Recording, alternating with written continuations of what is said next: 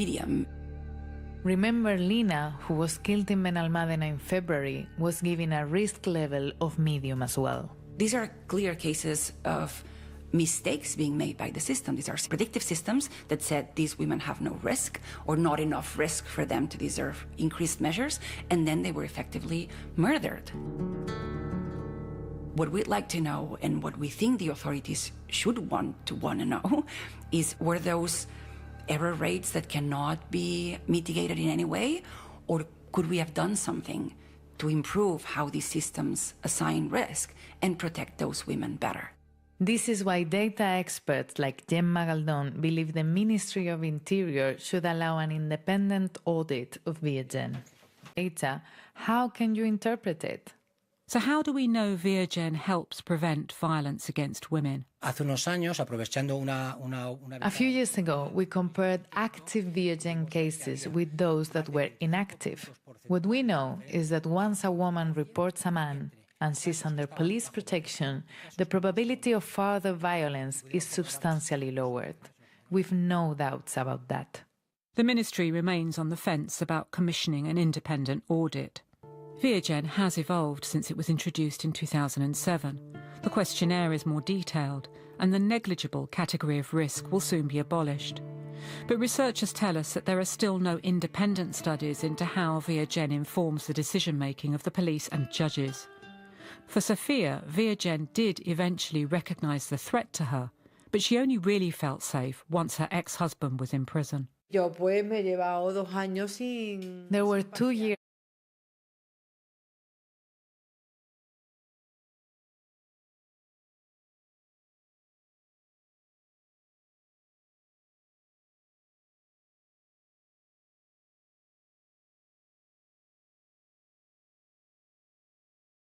failed her, and following her death in Benalmádena in February, they're still dealing with the fallout. The family is destroyed, especially Lina's mother. She's 82 years old. I don't think there's nothing more sad than have your daughter killed by an aggressor in a way that could have been avoided. That's all from the documentary and assignment. The programme was expertly mixed by Nigel Appleton. Penny Murphy is the editor. That was Assignment from the BBC. I'm Saroja Coelho, and this is CBC Radio 1. Have a great day. Good morning, Manitoba. I'm Marcy Marcusa. We're live in downtown Winnipeg on 89.3 FM, 990 AM on the app and YouTube. This is Information Radio, your morning show, and it is Thursday morning, and it is going to be a day where we hope and that everything goes smoothly. This morning, we find ourselves under a state of emergency in the province of Manitoba. The Premier, Wab Kinew, making it official last night. This is due to wildfires burning across right now, many of them, most of them out of control in the north. There are 17,000 people on the move. This is the second largest evacuation in modern history. Of course, in memory in this province, the flood in 1997 meant 25,000 people were evacuated from different communities. These 17,000 began moving from the north. They're coming to the south, and we have full coverage for you this morning. So team coverage today. Let's say hello to the team. Corey Funk is out already. He's heading to different evacuation centers and registration centers in the city. Sierra Sanders will be in to direct the program. Kevin Nipatebo is directing our YouTube stream this morning, saying hello there if you're watching the show, and I suspect we're going to see some images. They were just harrowing coming out of the fire zones last night, especially threatening Flin Flon. And good morning to Abby Adiyemi, who's behind our controls, our senior tech, and Abby will cover the weather today. Unfortunately, we don't have the rain in it that we need. All right, let's go to Heather Wells to run down and repeat some of what we understand this morning as well. 2 minutes to 6 o'clock. Good morning, Heather. Good morning. Well, emotions are running high as people across northern Manitoba are being forced from their homes. More than 5,000 in Flin Flon had to leave by midnight. Elsada Alerta says it was stressful grabbing essentials, her family and pets, before making that 8-hour drive to Winnipeg. In all, as you mentioned, 17,000 northern Manitobans forced out of their homes from Flin Flon, Sheridan, Pimicikamak, Puckatawagan, and Marcel Colomb First Nation. Evacuees are being moved into arenas and other large Winnipeg facilities. We'll have more of that and how it is all happening in real time coming up in our next news at 6:30. All right. Thank you, Heather. You're welcome. So this morning, the mayor of the city of Winnipeg will be our guest after 7 live. So he's going to run down exactly what does this mean for where people are going to be moving around Winnipeg and staying, and also more information on the evacuees. As you can imagine, this is also being covered nationally. So World Report's up in 1 minute from now with the latest. On cue. I think I'm falling in love with someone else. What do you want to do? In her new film, Paying for It, Suk-Yin Lee opens up about love and intimacy. It's based on a comic book by her ex-partner Chester Brown about the time they opened up their relationship. Suk-Yin will tell you about going back to her younger days to make this film. Q with Tom Power. This morning at 10:30 in Newfoundland. And on CBC Listen or wherever you get your podcasts. This is World Report. Good morning, I'm Angie Seth. Across much of Canada, the most dangerous part of the summer is here. Wildfires are threatening communities. Weather conditions are raising the danger level. And thousands of people are worried about losing their homes. We begin in Manitoba, which is in a province-wide state of emergency and carrying out one of its biggest evacuation efforts in years. Josh Crabb has the latest on the situation. Yeah, I've got my full crews here. Woo! Down. Firefighters forced away from the flames. A wildfire has spread from Saskatchewan within 2 kilometers of the northern Manitoba city of Flin Flon. More than 5,000 people who live there were ordered to leave before midnight Thursday. Dawn Halady says it was surreal. As we're driving to get away from a fire, we're still seeing all sorts of fire action happening. Helicopters in the air, water bombers. It's one of 22 active fires in Manitoba. A province-wide state of emergency has been declared to help with the evacuation of multiple communities and First Nations. All told, we're looking at about 17,000 people in northern communities that are being evacuated. Premier Wab Kinew says Prime Minister Mark Carney has offered federal support. Manitoba asked for help from the Canadian Armed Forces, moving people from remote places where highway and airport access has been cut off. This is the largest evacuation Manitoba will have seen in most people's living memory. The province is working with officials in Winnipeg to make room for evacuees in community centres and recreational facilities. Manitoba Keewatin Okanagan Grand Chief Garrison Settee speaks for Northern First Nations. So this is a massive undertaking, and I'm proud of the fact that the First Nations are not alone in this fight. With hot temperatures and no rain in the forecast, there is little relief in sight for crews on the front lines. Josh Crabb, CBC News, Winnipeg. Heat warnings are in effect for most of Alberta. Temperatures today are supposed to hover around 30 degrees Celsius, including in northern areas where wildfire crews are working to contain out-of-control flames. The fire threatening the community of Swan Hills is still not contained, and last night about 100 people who live in Chippewan Lake, about 450 kilometers north of Edmonton, were also ordered to leave. Brendan Powell is the area's deputy reeve. The fire currently is about 6 kilometers from the road for the community of Chip Lakes, which is the only access to the community. Based on that, we've decided to evacuate the community, and the fire is showing aggressive behavior at the moment. A cold front is supposed to blow in later today, but those winds can also pose danger to fire crews. And in central Labrador, fire crews and water bombers are at work trying to keep another dangerous situation under control. A fire is burning just east of Churchill Falls. For now, the wind is blowing in the right direction, away from the community. Well, a federal court has blocked one of the key components U.S. President Donald Trump's agenda, sweeping tariffs on Canada and many other countries. It found Trump overstepped his authority. Chris Reyes is following this story for us. So, Chris, tell us more about the decision. This was a decision from the U.S. Court of International Trade based here in New York. It's a federal court.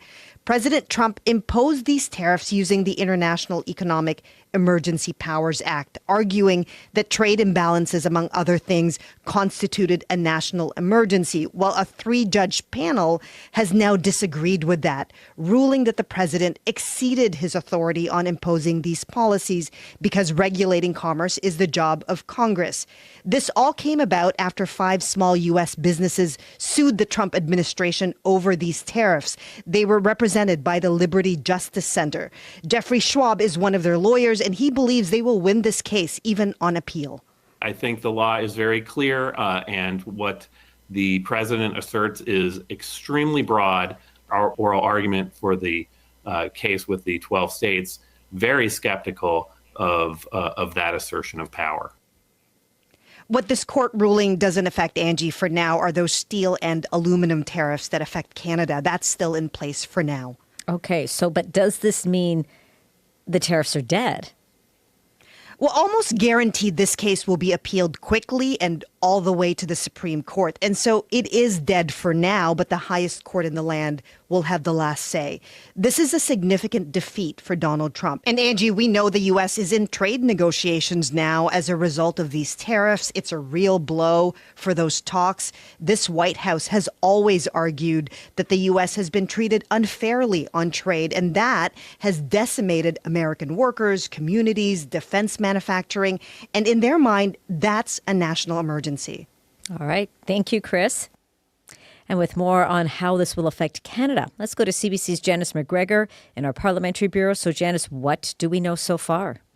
Angie, what happens to the tariffs that Canadian exports have been facing in the meantime? That's very unclear. That's part of the reason why the Canadian government isn't out with its official reaction yet. This decision doesn't strike down all the tariffs that Canada's been facing. The tariffs on steel and aluminum and automotive exports were based on a different executive power than the one that this legal challenge interpreted. And those tariffs arguably are the ones that are more damaging to Canada's economy. But this, nevertheless, sparks a glimmer of hope for exporters, and not only those impacted by those early tariffs based on border security. The same emergency powers were used to justify tariffs on small packages under $800 that could previously ship into the U.S. tariff-free. If those lift, that would be a huge boost to Canadian e-retailers to get their duty-free access to American consumers back. And of course, Canadian officials have argued that all these tariffs imposed so far are fundamental violations of the North American trade agreement and should never have been imposed in the first place. And of course, we're still waiting to hear from Prime Minister Mark Carney. That's expected to happen a little later on this morning. That's right. And look, from the Liberal election campaign to Tuesday's throne speech, these tariff threats have upended Canadian politics. They've triggered the crackdown on fentanyl at the border, the push to lower internal trade barriers, increased defense spending, and of course, Canada's counter tariffs, which have an inflationary effect on Canadian prices. This decision from the court comes at a very sensitive time for Mark Carney's relationship with Donald Trump. If this is going to shift, if the American legal and political system is now able to rein in Donald Trump, Mark Carney is going to have to address that. Janice McGregor in Ottawa, thank you. You're welcome. Well, Elon Musk is leaving his government role as a top advisor to Donald Trump. The billionaire was tasked to oversee the purging of government agencies and initiated thousands of job layoffs. Musk's role in the Department of Government Efficiency, or DOGE, was intended to be temporary, but Musk was critical on social media of Trump's budget bill earlier this week.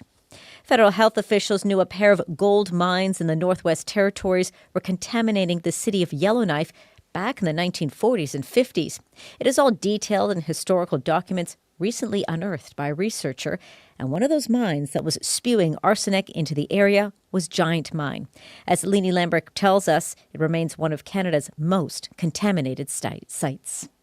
Mike Palmer has been studying arsenic pollution around Yellowknife for more than a decade. He's lived in this city even longer. The narrative I had heard, the pollution that was happening at Giant and these subsequent public health effects were really a surprise. But now he knows that wasn't the case.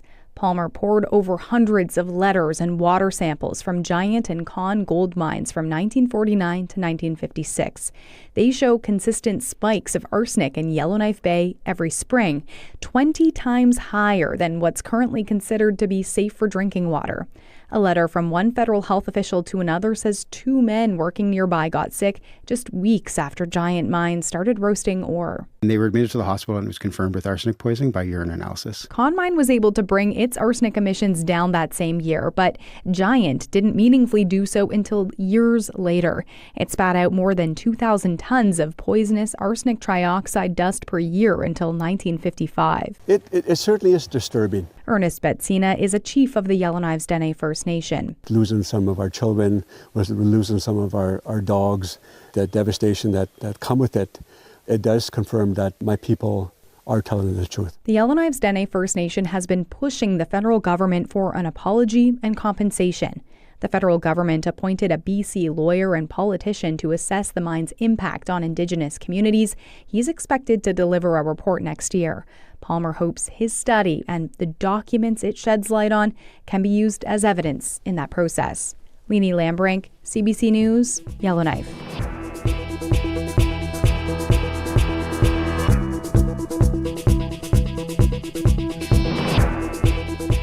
And that is the latest national and international news from World Report. And if you're enjoying the World Report podcast, please follow us and tell a friend. It helps spread the word. I'm Angie Seth. This is CBC News.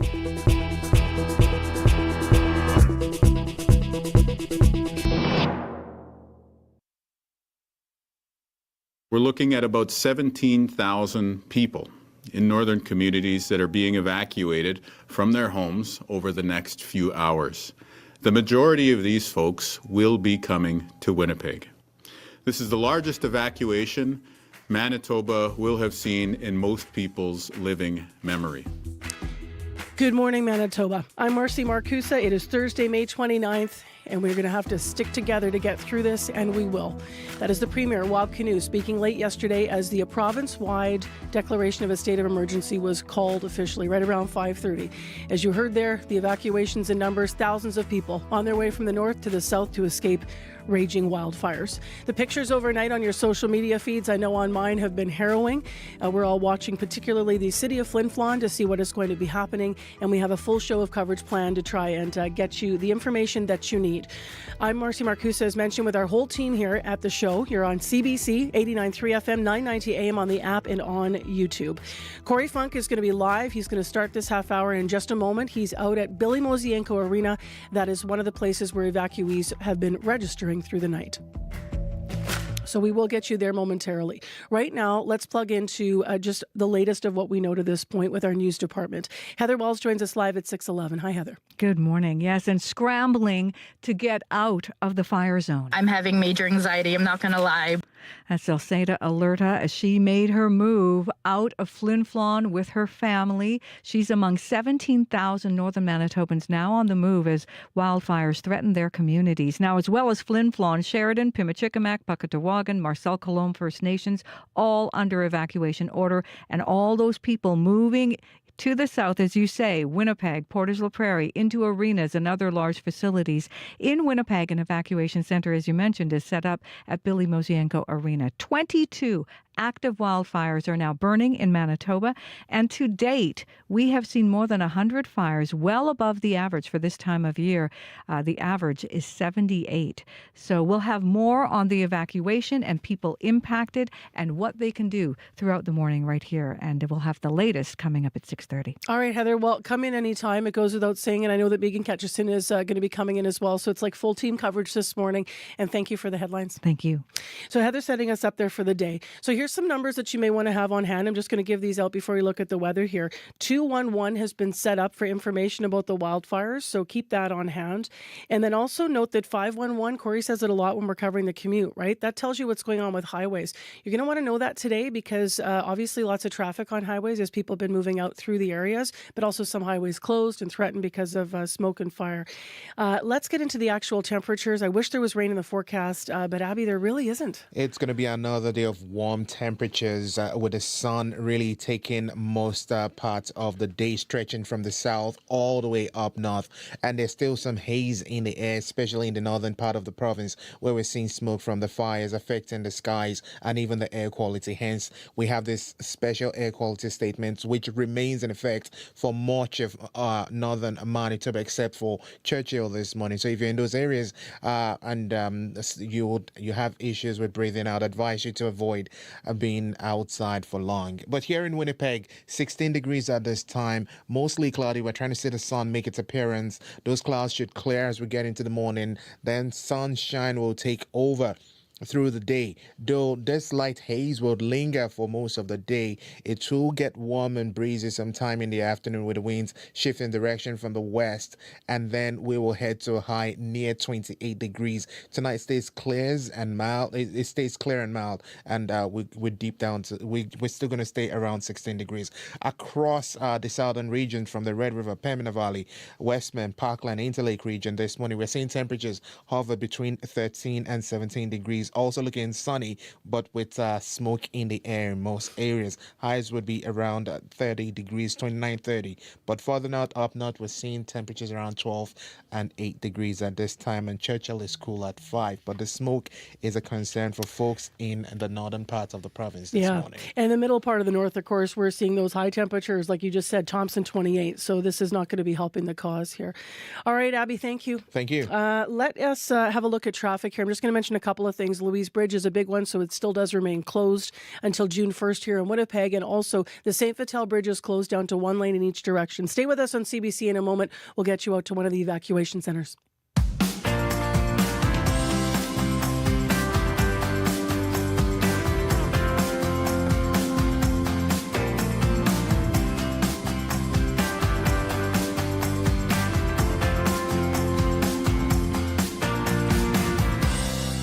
And so through the night, people on the move, having to face down what many of us could only imagine. What would you take if you had to flee? People packed bags and left the city of Flin Flon. 5,000 people live there. Also, Pimicikamak Cree Nation residents from Cross Lake, as well as Matthias Cologne First Nation, Puckatawagan. So all of those people out. Where are they coming? Well, they're coming here to Winnipeg. And as the Premier said, we will welcome them. Corey Funk is at a place where people are registering, 709 Keewatin Street, Billy Mosienko Arena, and set the scene out there, Corey. Good morning. Good morning. Yeah, so here in the parking lot, there's about 20 cars or so, I'd say. Almost as many security guards here, actually, as well, in the parking lot, kind of spread throughout. And as you kind of get closer to the door, you'll actually see behind me there's a food truck here set up by Salvation Army. There's food, water stocked with all those kinds of things. I haven't seen any evacuees really out and about yet. I imagine most folks are inside right now. But as it stands right now, it's actually not too busy here. This was a place where people were asked to register, so there's a good chance folks came here first and then went elsewhere in the city last night. But that's what things are looking like right now at the Billy Mosienko Arena. Okay, what's your plan for the morning? Obviously, you're going to try to connect with some of the folks that are living through this, but what's your plan for the show? All right. Well, we do know that there's also 2 other locations that the city is actively preparing right now as evacuation centers. So there's the Evacuee Arena in the Charleswood area, as well as the Century Arena in the south end of the city. So I might head over there this morning to see if evacuees have arrived there and what those arenas are looking like as well. On top of that, maybe I'll just spend a little time out here and see maybe if there are a couple evacuees who come out and want to share their stories too. Okay, that's great, Corey. Thank you.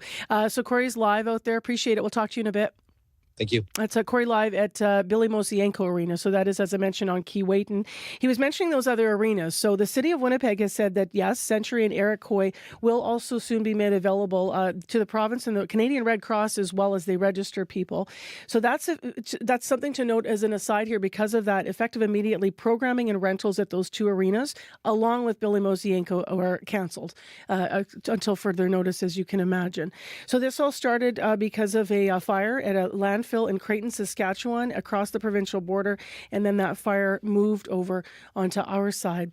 The Prime Minister of this country, Mark Carney, as you have been hearing, has sent in support. So the federal government has deployed the military. Last night, I know that our crews were taking some shots of the big planes sent to evacuate people and bring them, and they were at 17 Wing on the tarmac at that point. I know that I live in an area of the city where you can hear flight, and you can tell when it's a military aircraft. So some of that was happening overnight. Midnight was the deadline for people to be moving out of Flin Flon. So full team coverage this morning. Let's begin, though, with hearing officially what the Premier did have to say.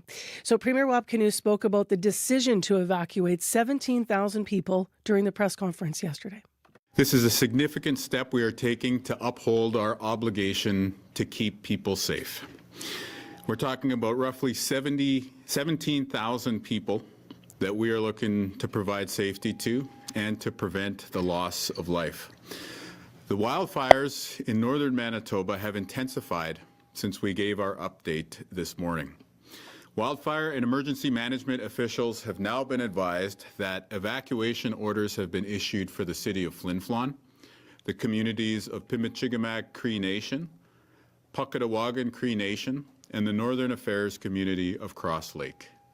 All told, we're looking at about 17,000 people in northern communities that are being evacuated from their homes over the next few hours. The majority of these folks will be coming to Winnipeg. This is the largest evacuation Manitoba will have seen in most people's living memory. For that reason, our government has triggered a province-wide state of emergency to allow us to respond to this crisis. It will provide provincial officials the ability to safely transport evacuees and to provide shelter for them. As we speak, officials are coordinating with local leaders and law enforcement to support evacuees. We're working alongside the City of Winnipeg and others who have facilities to prepare to welcome our fellow Manitobans. Earlier today, I spoke with Prime Minister Mark Carney to notify him of the state of emergency we have declared and to ask for help from the Canadian Armed Forces. The Prime Minister agreed to that request.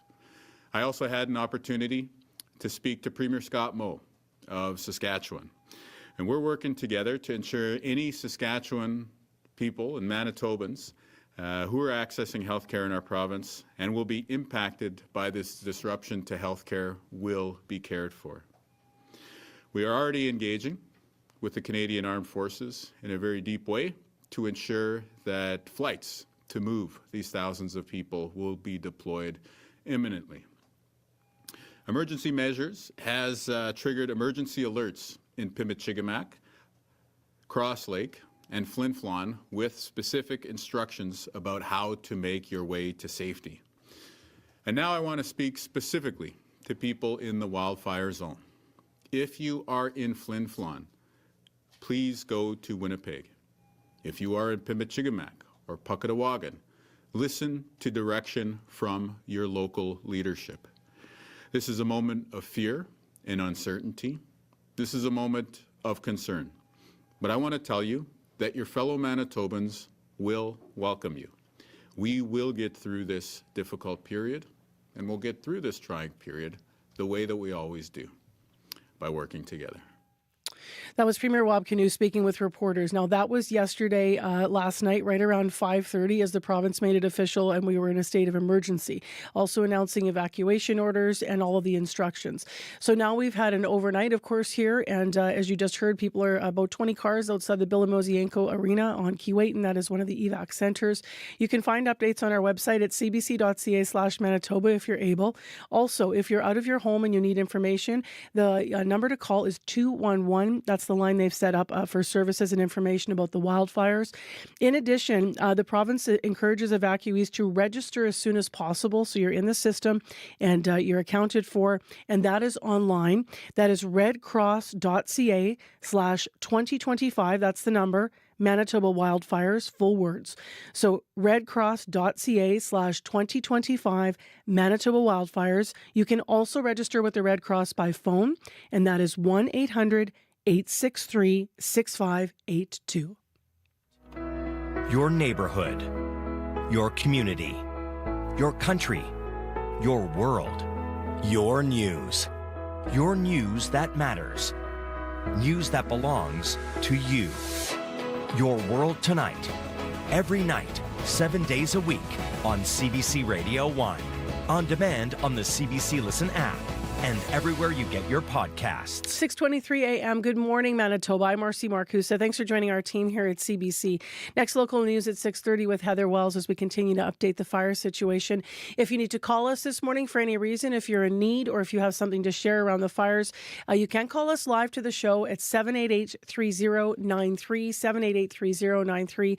Sierra Sanders will be in directing the program here. Well, next, let's move to news of the day outside of Manitoba. If the NATO alliance is a club, then the price of entry may be set to go up. NATO Secretary General Mark Rutte, as you've heard on the national news, this week said that defense spending commitments for member nations could rise from 2 to 5% of annual economic output. Canada, for its part, continues to receive some international flack for not yet meeting the current spending guideline. But the Carney government is considering several potential new defense projects. Anne Fitzgerald's here to talk about it, director of the Balsillie School of International Affairs and professor of international security at Wilfrid Laurier University. Good morning. Good morning.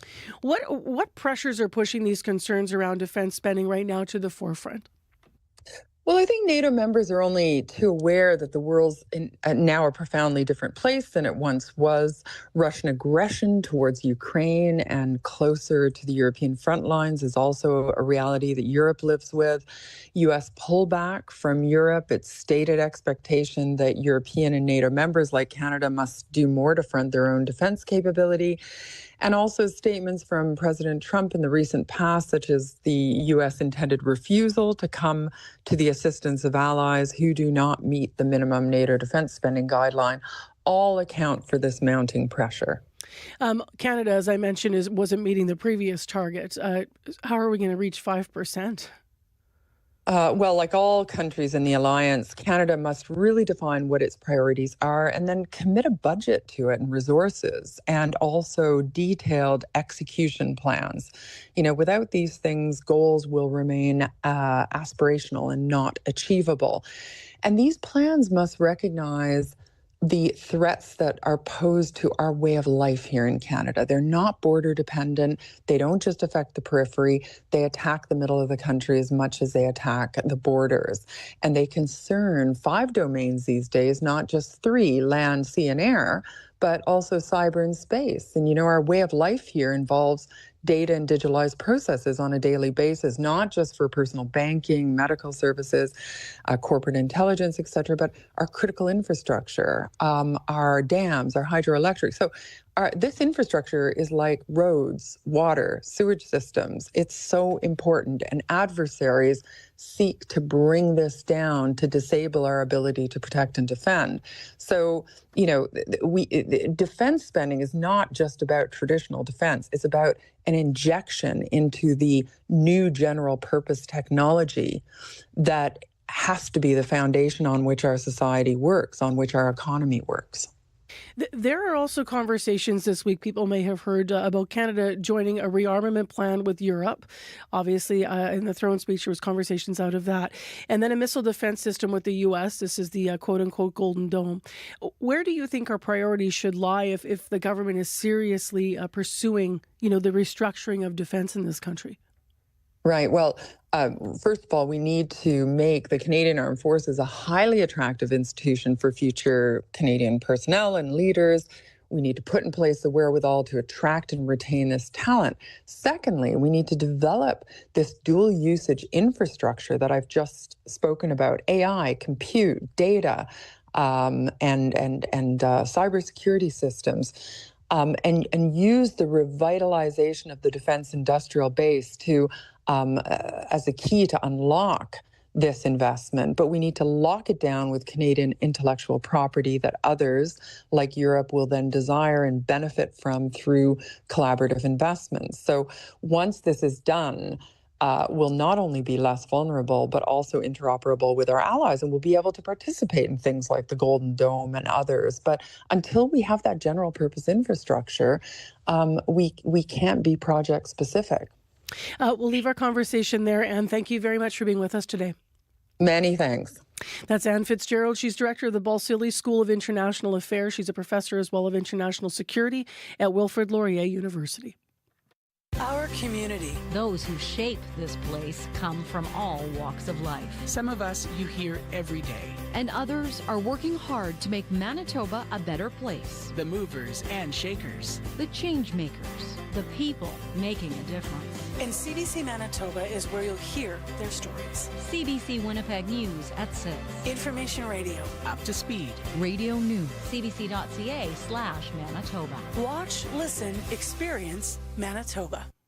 We're coming up to news time at 6:30. Heather will have the very latest on the wildfires. I just want to share a couple things from social media last night. I'm sure a lot of you have been seeing photos from the air. The province shared one officially of the smoke getting very close to and the orange glow on the outskirts of the city of Flin Flon last night. Further north in Gillam in the Fox Lake area, Conway Arthurson last night was posting about what it smelled like in the air. Also, Diana Walker, who is up in Gillam and gave us permission. We'll get those pictures up for you after 6:30.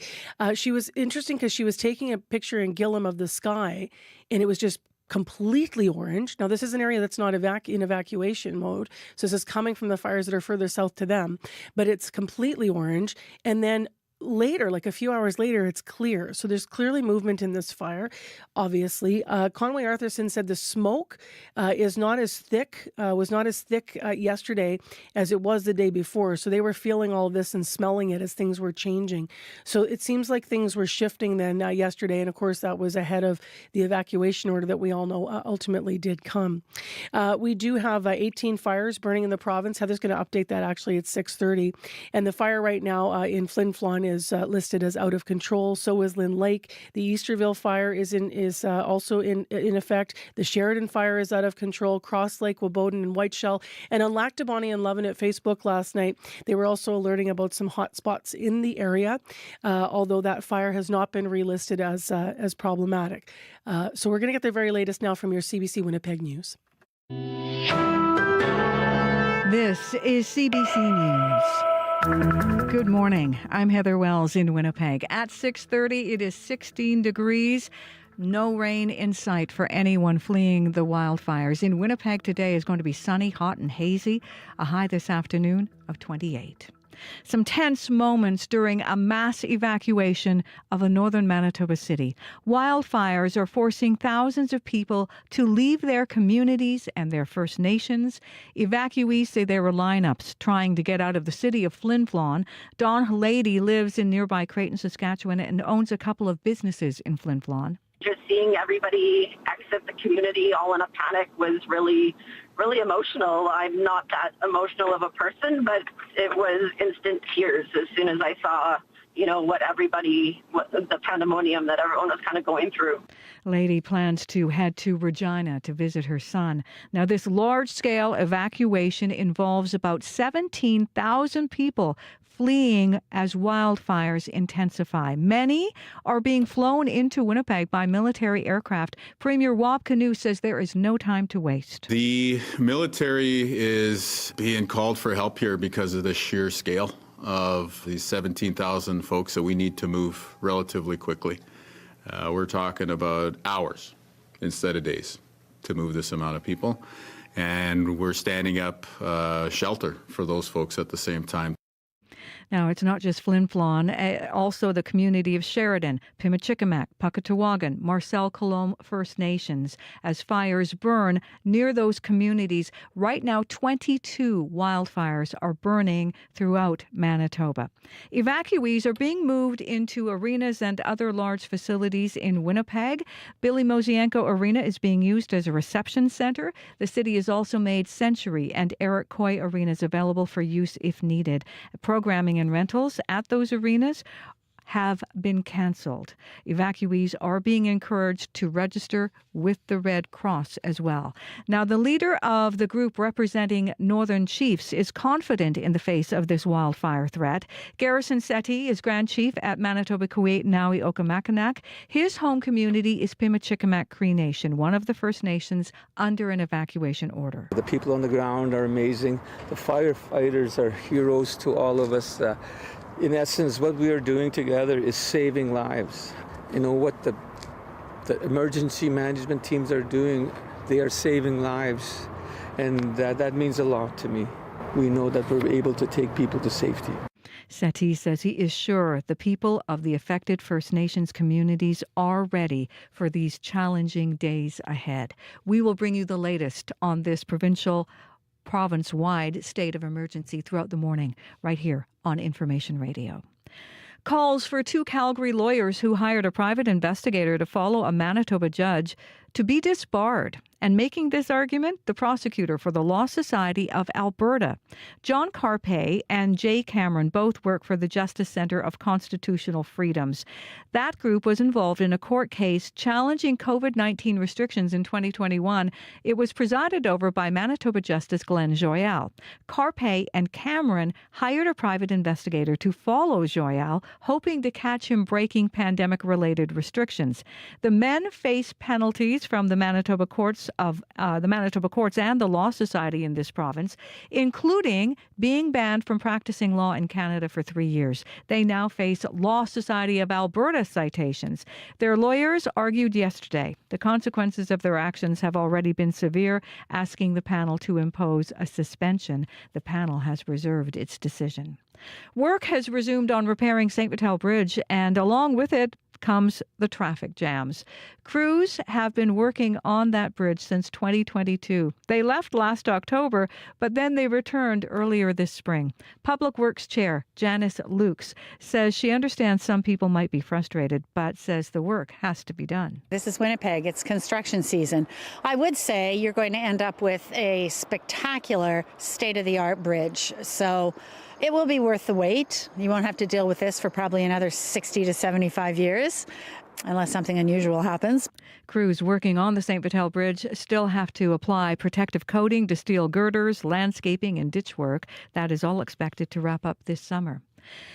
A U.S. federal court has handed President Donald Trump a big setback. It is blocking most of the Trump administration's tariff campaign, ruling the White House has overstepped its authority in bringing in its so-called Liberation Day trade measures. Trump officials say they will appeal the ruling, with the White House saying, quote, "It is not for unelected judges to decide how to properly address a national emergency. But at least for now, most of the tariffs are on hold." You can hear the latest national and international news on World Report at 7. And to the Stanley Cup playoffs. Scores! Carter Verhaeghe finds the wide open side of the net, and he puts it in to put Florida back out front 4-3. Hockey night in Canada as the Florida Panthers take the lead in the third period and then go on to beat the Carolina Hurricanes, clinching the Eastern Conference final in 5 games. The Panthers, defending Stanley Cup champions, now head to their third straight Stanley Cup final as they await the winner of the Edmonton-Dallas Western Conference final. You can find more news updated throughout your day at cbc.ca/Manitoba. Heather, my social media threads are just full of incredible images and pictures about as people are on this mass evacuation from north to south. Yeah, flames everywhere. Yeah, and then also some pictures here. Rhonda Head, who people might know, as a Grammy-nominated artist here from Manitoba. She is in Opaskwayak Cree Nation. Her post was last night. Flin Flon residents, she writes, evacuating due to fires burning close to the community.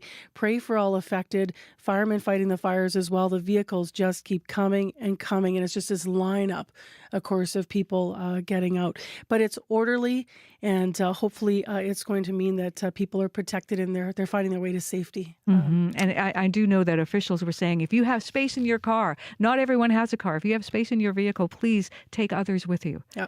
We're going to start to hear today, I suspect, Heather, how things will unfold. So just having covered similar things in the past, not exactly, but the flood was probably the last, 25,000 people on the move. This is different because, there's less time.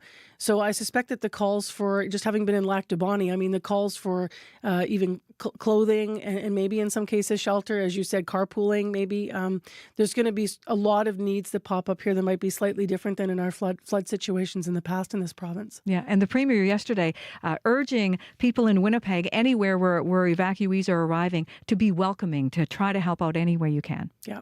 All right. Thank you, Heather. You're welcome. So Winnipeg's response to begin with is going to include opening up community centres, of course. So Evacuee and Central Arena are on the list here to be available to the province and to the Red Cross, as you've been hearing in the news. And Corey's out at Billy Mosienko this morning as evacuees begin to arrive there. So we'll go back to him at some point in the program here. Right now, it is time on CBC's Information Radio for your regional forecast. And Abby Adiemi is going to walk us through the province. It's going to be another warm and sunny day across much of the province with hazy skies down south and smoky conditions continue in the northern part of the province. We do have that special air quality statement in effect for much of northern Manitoba. Smoke from fires burning in the northern Saskatchewan is causing poor air quality and hazy skies. Visibility may reduce at times because when you're driving towards the smoke, you may not be seeing well. So you need to take care if you are moving about in that area. For Winnipeg at this time, 16 degrees. We do have a mix of sun and clouds today. A warm, sunny, hazy afternoon. Highs will get to 28. We'll see the wind shift from the west and become breezy at some points in the Red River Valley region today. Similar conditions we're seeing in the Pembina Valley region. 15 degrees across Morden, Winkler, Altoona, Morris, all the way down to the Emerson borders.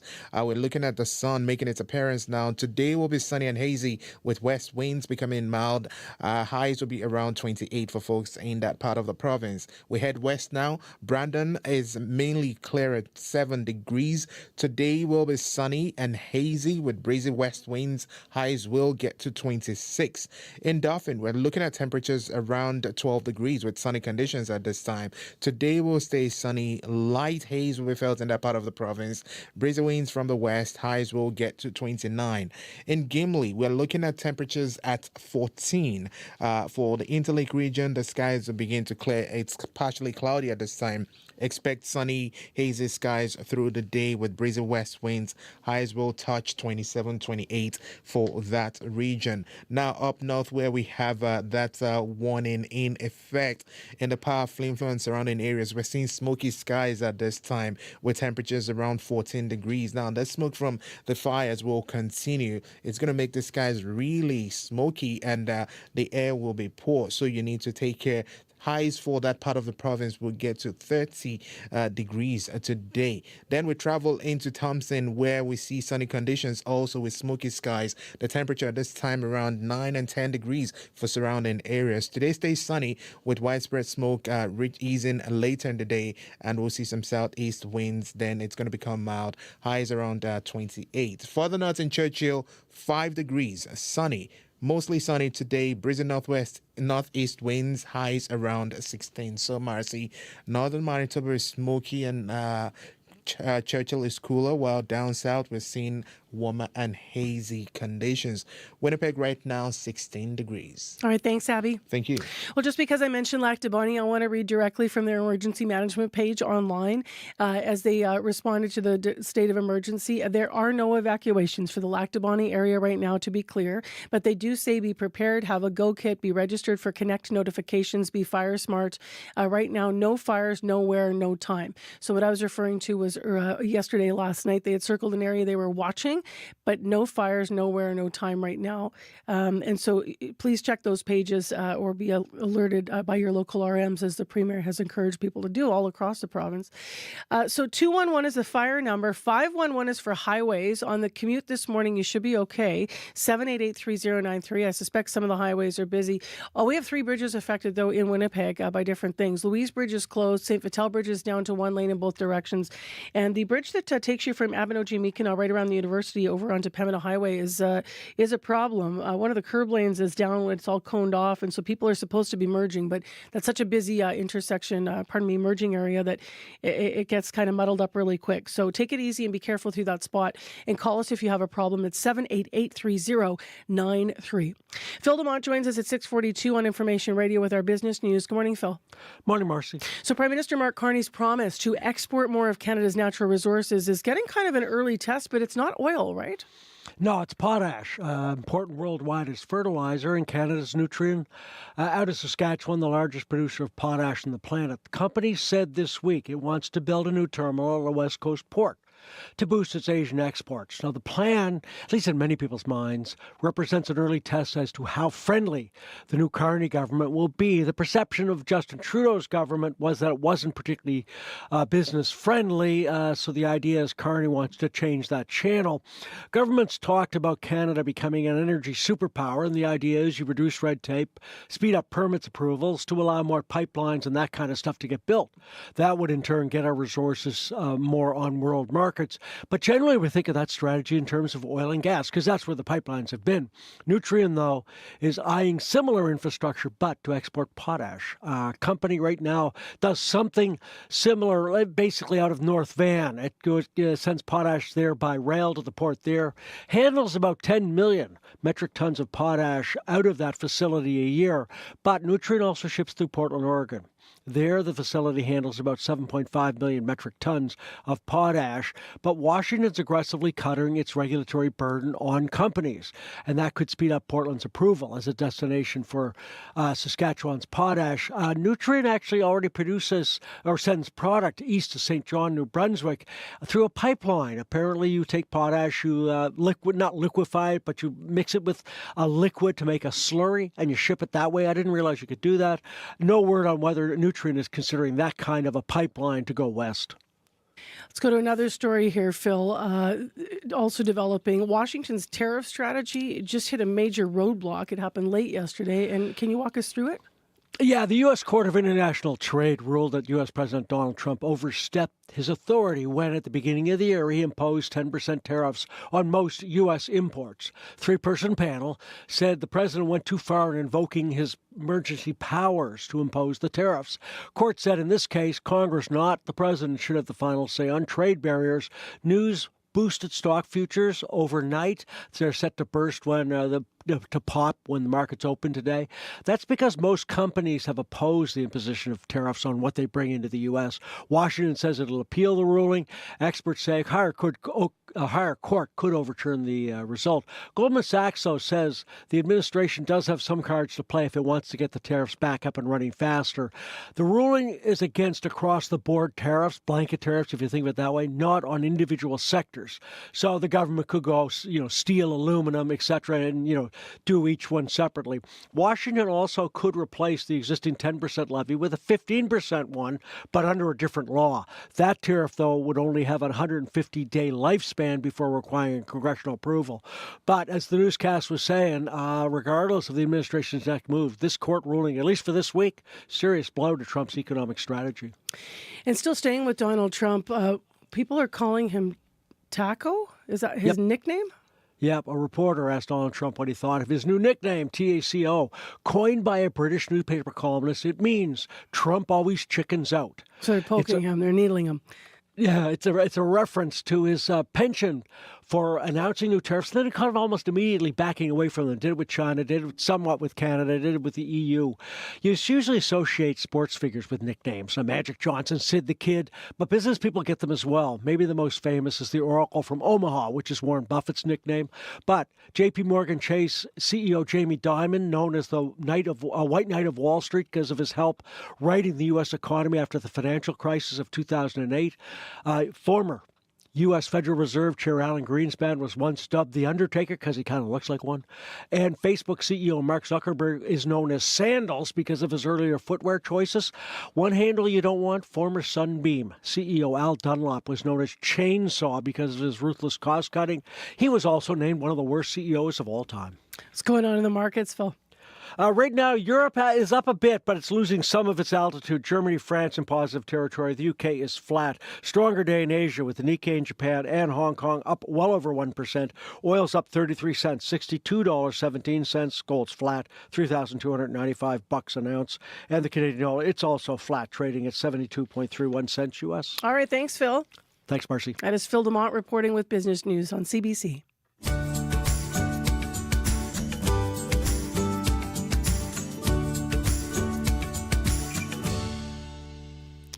It is now 13 minutes to 7 o'clock on 89.3 FM, 990 AM on the app and YouTube. I'm RC Marcusa. It is 16 degrees. It's mostly cloudy in Winnipeg. It's cloudy in Brandon. It is 7 degrees. In Thompson, it is mostly cloudy, and the temperature currently is at 9 degrees. In Winnipeg, we're expecting a hazy morning and a high of 28. It's going to be sunny and hazy in Brandon, 26, and up in Thompson, sunny and 28 degrees. We don't have any significant rain in our forecast in much of Manitoba until next week.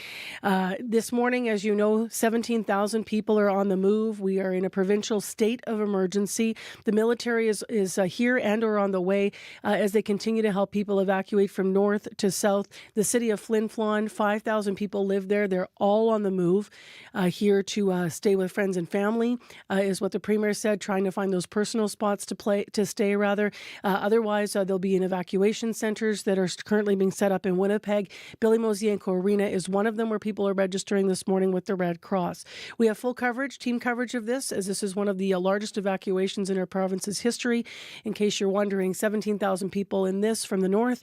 The last biggest evacuation would have been about 25,000 people evacuated during the flood of the century, as it was known in 1997 from the Red River Valley.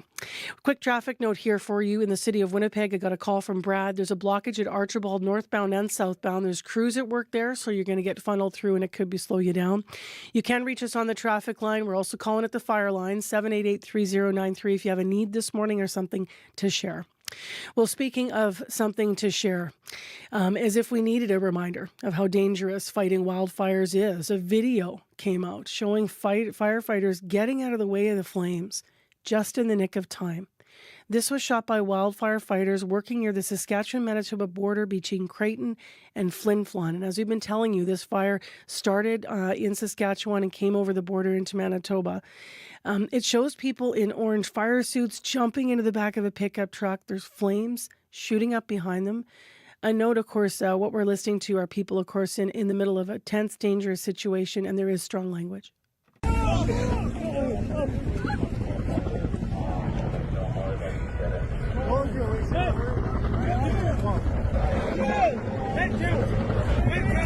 Yeah, I got my full crews here. Down.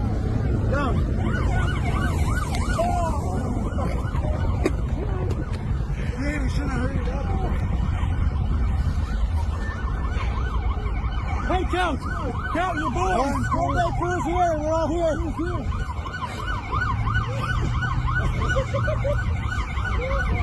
Woo! Holy fuck! Hey, that's why we gotta hurry up when they say hurry up, eh? You fucking run! I mean, if we were there a little bit later, we would have fucking buried.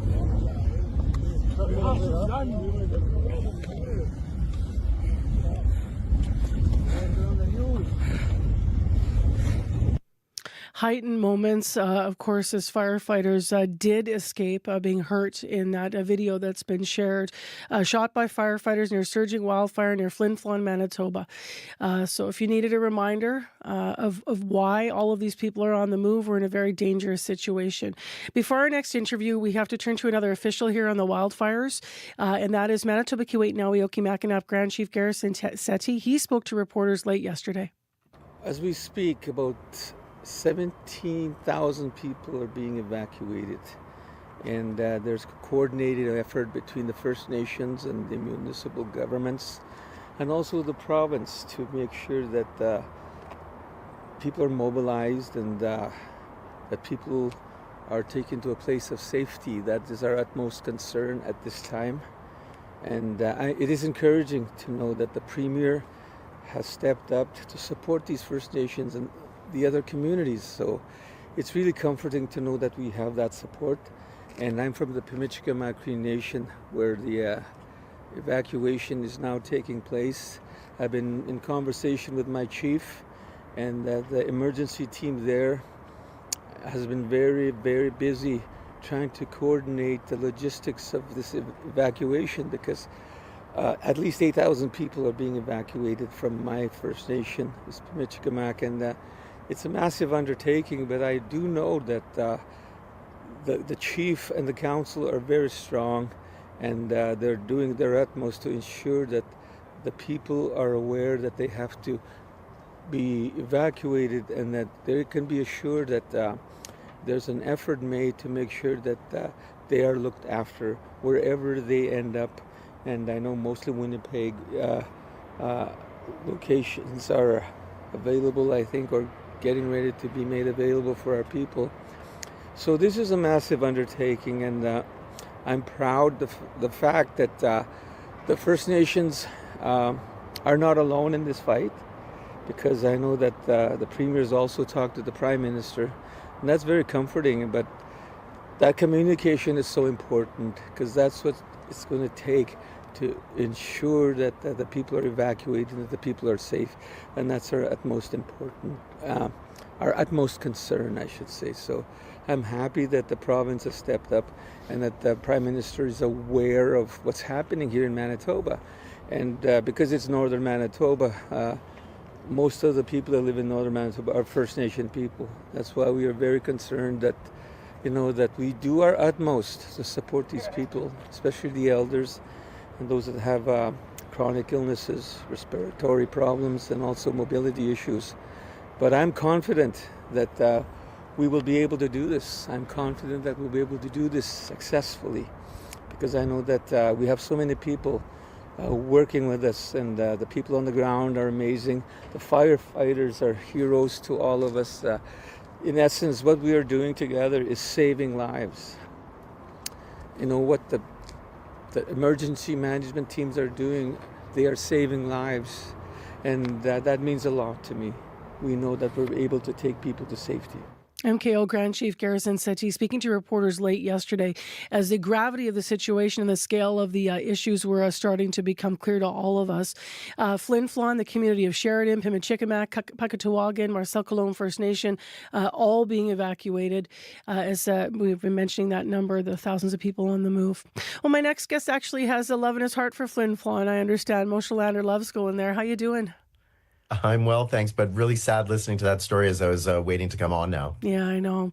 You're here to talk about the Bay actually closing its doors for good. More than 8,000 people out of work. This is really, Moshe, just as, unemployment's already on the rise. Obviously, I just tell people your credential. You're a senior lecturer in the Department of Economics at Concordia, and regular guest to the show. But tell me a bit more about what this is going to mean through your lens in terms of this size of a job loss in the country. So remember that the Canadian labor force is about 26 million people. So if we're talking about 8,000 job losses, it's terrible for them and their families for sure. But that would add about 0.3 of a percentage point to unemployment. So just by itself, it goes from 6.9 to 7.2 in the absence of any other changes. That is, of course, not a good sign, but it's also not the end of the world either. Canada historically has had unemployment above 7.2 for a large part of the second part of the 20th century. While we've managed in the 21st century to usually come in below that, the fact is it's not an unusual number to hear 7 point something in Canada for unemployment. Obviously, these are mostly retail workers, and you and I have talked a lot about how many retail organizations are closing. So what are the options going to be for these people? Increasingly less, but their skill set is that they are good at interacting with people and they know products or sectors extremely well. And so those skills should be portable outside of retail. But if they're looking for jobs in retail, hey, look, I'm not that old, as you can see. But, as a child, I do remember places like Woolworths, Zellers, Sears, Eaton's, the Bay. The number of big box retailers in Canada is certainly on decline, and I think that the ability to find a future in retail is going to be increasingly tough. I've been sounding the alarm bell since before COVID that retail as we know it is dying. This is just one more sign that its time might be up, and people considering a job in retail might want to think again, and that includes a lot of young people that usually get their first jobs there. What do you think the Hudson Bay shutdown tells us about where the economy might be heading, or is that something that maybe is such a bigger picture that the Bay, with all due respect to these thousands of people, is maybe not part of that? Yeah, I don't think that it's part of the story of where the economy is going. I think that the Bay's time was probably up at some point in the next 5 years anyway. So even in the absence of tariff talk and an economic slowdown, which was already starting to show signs before Trump was even reelected, the Bay is just merely part of a larger picture that when the economy goes into slowdown, there are going to be businesses that say, we just can't do this anymore. I think that it's not necessarily indicative that the economy is in trouble. I think that just merely the Bay has shown that their business model doesn't work in the 21st century, and it's time to find something else to do with that space and try to find something else to do with those workers where they can be more participatory within the Canadian economy and help us avoid a deeper recession or a more pronounced slowdown. And just last briefly, do you think the federal government should be part of the picture intentionally in resetting what replaces retail as it declines in the country? I never like the idea that government's going to try and pick the winners of tomorrow. They're not geared for that, and they're not good at doing it. So, you provide support to the workers through EI or other welfare support programs. You make sure that they have the training necessary to find a future in something outside of retail. And then beyond that, let the market steer its course. And if retail is going to die in the next couple of decades, then let it. Just be accommodating that something will come and take its place. Something always does. All right, Moshe, thank you very much for the report. My pleasure. That's Moshe Lander, Senior Lecturer in the Department of Economics at Concordia University, talking about the last chapter of the Bay closing. Let's go to Heather Wells for an update on the fires and other news. Good morning, Heather. Good morning. Well, Manitobans on the move. This is the largest evacuation Manitoba will have seen in most people's living memory. Premier Rob Canoe saying 17,000 Manitobans are now fleeing wildfires threatening northern communities, among them Flin Flon, Sheridan, Pimicikamak, Puckatawagan, and Marcel Colomb First Nations. Evacuees are being moved into arenas and large facilities in Winnipeg. They started arriving last night and will continue through the day. The head of the group for Northern First Nations is thankful for the firefighters and emergency response coordinators. Garrison Settee at Manitoba, Keewatin, Naui, Okamakan says his people forced from their communities are up to this challenge. I'll be back with more Manitoba news at 7:30. Thanks, Heather. You're welcome. Well, we're hoping to reach the mayor of Flin Flon in the next hour. We will have the mayor of the city of Winnipeg on right after 7 to talk about where the evacuation centers are, what you need to know here in the city, and also what he's hoping the city can do to help those Manitoba neighbors that are coming to stay with us here from the north. So that's all coming up live. Also, we're going to touch base with someone who was in Flin Flon last night. Where she is this morning, we will hear. She is one of the people that was evacuated, that city of 5,000 people. 16 degrees, air quality statements in the smoky areas. 211 for information on wildfire safety, 511 for highways. Knew Amanda Knox's story. She was the girl accused of murder in Italy who spent 4 years in prison for a crime that she did not commit. But then she told me what her life has really been like. I had finally done something in my life that defined me more than this horrible thing that had happened to me. I'm Kathleen Goldhar, and this week on Crime Story, Amanda Knox in her own words. Find Crime Story wherever you get your podcasts. This is World Report. Good morning, I'm Angie Seth. A CBC News investigation shows China is growing more brazen in its threats to Chinese dissidents living in Canada. There are more attacks on members of diaspora communities aimed at silencing their criticism. Elizabeth Thompson has that story. Everyone is scared. Yao Zhang knows firsthand the cost of saying things the Chinese government doesn't want to hear, and why Chinese Canadians fear saying them, even in Canada. After Zhang visited Taiwan, China's national police visited her aunt. Private information about Zhang and her family was posted online. Deep-fake, sexually explicit photos of her circulated on social media.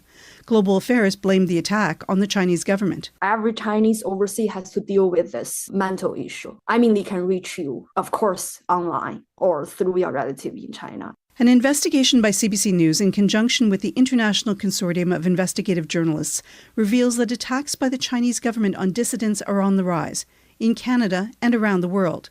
Questioning family members in China, surveillance, threatening phone calls, online attacks.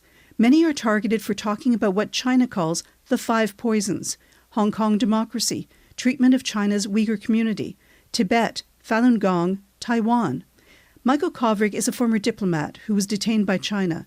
He says China wants to influence how it's perceived. So you're either trying to incentivize people to be supportive of the PRC of China, or you're trying to censor and silence and coerce potential critics and dissidents to be afraid to speak out. And that's the repression part. Last June, Parliament adopted legislation to create a foreign agent registry and a foreign influence commissioner. Nearly a year later, Those measures are still not in place. The government says it's working on it. Elizabeth Thompson, CBC News, Ottawa.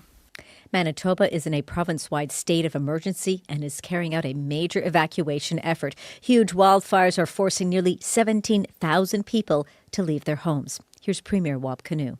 This is the largest evacuation Manitoba will have seen in most people's living memory. Fleeing at a moment's notice can be a traumatic experience. It's one the residents of Pelican Narrows in northern Saskatchewan have been through. 4,000 people left that village this week, and as some of them told CBC's Aishwarya Dutta, it was a harrowing journey. The fire is very dangerous. Stephen Custer made it to Saskatoon, but he worries about what he left behind. His friend, their puppy, and his home. We could see red flames building up. It was so bright. Somebody had to stay there and take care of that dog because that dog is only 5 months. George Thomas evacuated to Prince Albert. He says it was nearly impossible to get out. A bunch of smoke coming towards us, and I thought, holy shit, I don't know how the hell they're going to get past through it because the smoke was coming to the words close to the roads, you know. Iona Linklater Custer is a teacher at Pelican Narrows. She helped others get out of danger first and then helped her own family. I just wanted to be safe for my children. That's the main priority. Officials say this is shaping up to be one of the worst wildfire seasons in decades. Evacuees are now scattered across the province, waiting, watching, and hoping they'll get to go home. Aishwarya Dutta, CBC News, Saskatoon. Meantime, heat warnings are in effect for most of Alberta. Temperatures today are supposed to hover at around 30 degrees Celsius, including in northern areas where fire crews are working to contain out-of-control wildfires. The fire threatening the community of Swan Hills is still out of control. A cold front is supposed to blow into the area later on today, but those winds can also pose a danger to fire crews. Donald Trump's trade agenda is now in limbo. A court has ruled the vast majority of his tariffs are illegal. And for that, and for now, they are blocked. This includes some but not all tariffs imposed on Canada. And as Katie Simpson reports, the White House says it will fight the decision. You know, we have the hottest country anywhere in the world. Donald Trump has long claimed the U.S. economy is set to boom because of his tariff agenda, an agenda that is now on hold indefinitely. A federal court striking down the vast majority of the president's tariffs, all of the measures he justified under the guise of a national emergency. That includes fentanyl and border security tariffs imposed on Canada, Mexico, and China. Those are now blocked. And all of the country-specific tariffs, the Liberation Day ones, based on his claim trade deficits amount to a national emergency, those are illegal as well. This does not have an impact on the 25% steel and aluminum tariffs or the auto sector-related tariffs, as those were imposed using different justifications. The court said Trump overstepped his authority. These kinds of powers typically rest with lawmakers in Congress. The White House is appealing the decision, vowing to use every lever of power at its disposal. In a statement, a spokesman said Trump's reasoning is justified and that unelected judges should not decide how to address a national emergency. Katie Simpson, CBC News, Washington. Chinese post-secondary students studying in the United States are facing uncertainty this morning. The Trump administration says it will begin to revoke their student visas, and it is citing what the government says is a need for enhanced security on future applications from China, including Hong Kong. As Laura Westbrook tells us, the move comes on the heels of a legal fight with Harvard University and its ability to enroll international students. This is my top one choice, definitely my dream program. 24-year-old Do Yi was thrilled to be admitted to the public policy doctoral program at Harvard Kennedy School of Government. Now, due to the Trump administration's efforts to strip Harvard University's ability to enroll international students, she is considering other options. A bit stressful because I didn't consider working before. And I put all my efforts in research and academia. It's not only international students at Harvard affected by the decisions of the Trump administration. The latest move targets Chinese students studying in America by moving to revoke their visas. Chinese students make up around a quarter of all international students in the U.S., according to the Institute of International Education, who often pay far more in tuition than their American classmates. Professor Wu Xingbo of Shanghai's Fudan University says revoking Chinese student visas would stoke mistrust and even hate between the world's two superpowers. It makes me reminiscent of the Cold War and McCarthyism. And also, the U.S. is also trying to use the people-to-people exchanges as a card to exert pressure on China, as two countries are locked in a trade war. Wu expects there to be a drop in Chinese students applying to study in America in the years to come, which he says will be better for China, but worse for the US in the long term. At a Chinese Foreign Ministry briefing this morning, a spokesperson called the decision to revoke visas unreasonable, adding China is already taking it up with the US. Laura Westbrook for CBC News, Hong Kong. Israel is confirming it will establish 22 new settlements in the occupied West Bank. A Security Cabinet vote on the issue was held in secret last week. Far-right Defense Minister Israel Katz calls it a strategic move, one that prevents the establishment of a Palestinian state he says would endanger Israel. Israel's settlements in the West Bank are widely considered illegal under international law. The UN World Food Programme, meantime, says conditions in Gaza are alarming and deteriorating. There are reports 2 more people have died of gunshot wounds after crowds of people stormed a warehouse that was storing humanitarian aid. Anna Cunningham is following those developments. Chaos outside the World Food Programme's Al Ghafari warehouse in Deir al-Bala Wednesday. On foot, on motorbikes or by horse and cart, thousands of people showed up desperate for food after a 3-month Israeli blockade. The entrance to the warehouse was breached. People seen carrying away bags of flour. Only wooden pallets and metal storage were left, those 2 eventually taken. 500,000 people are now facing starvation in the Strip. Martin Griffiths is the former UN Under-Secretary General for Humanitarian Affairs and Emergency Relief Coordinator. You need to flood the Strip with aid. Under international pressure, Israel has allowed a limited amount of relief to be delivered in Gaza via the UN or the US-backed Gaza Humanitarian Foundation. But Griffiths is not convinced that privately run operation will work. I don't think they can deliver, even within their own concept. In southern Gaza, people have been returning to the group's newly established food distribution centre in Rafah. There were chaotic scenes there Tuesday when large crowds gathered. The Israeli military says its soldiers did not fire at civilians. Gaza health officials say at least 1 person was killed and 48 injured. For those in northern Gaza, like Hada al-Qud, there is reluctance to head south. Personally, I'm not going to this center because I don't feel safe. She says she will remain in the north for as long as she possibly can. Anna Cunningham, CBC News, London. And that's the latest national and international news from World Report. I'm Angie Seth. This is CBC News.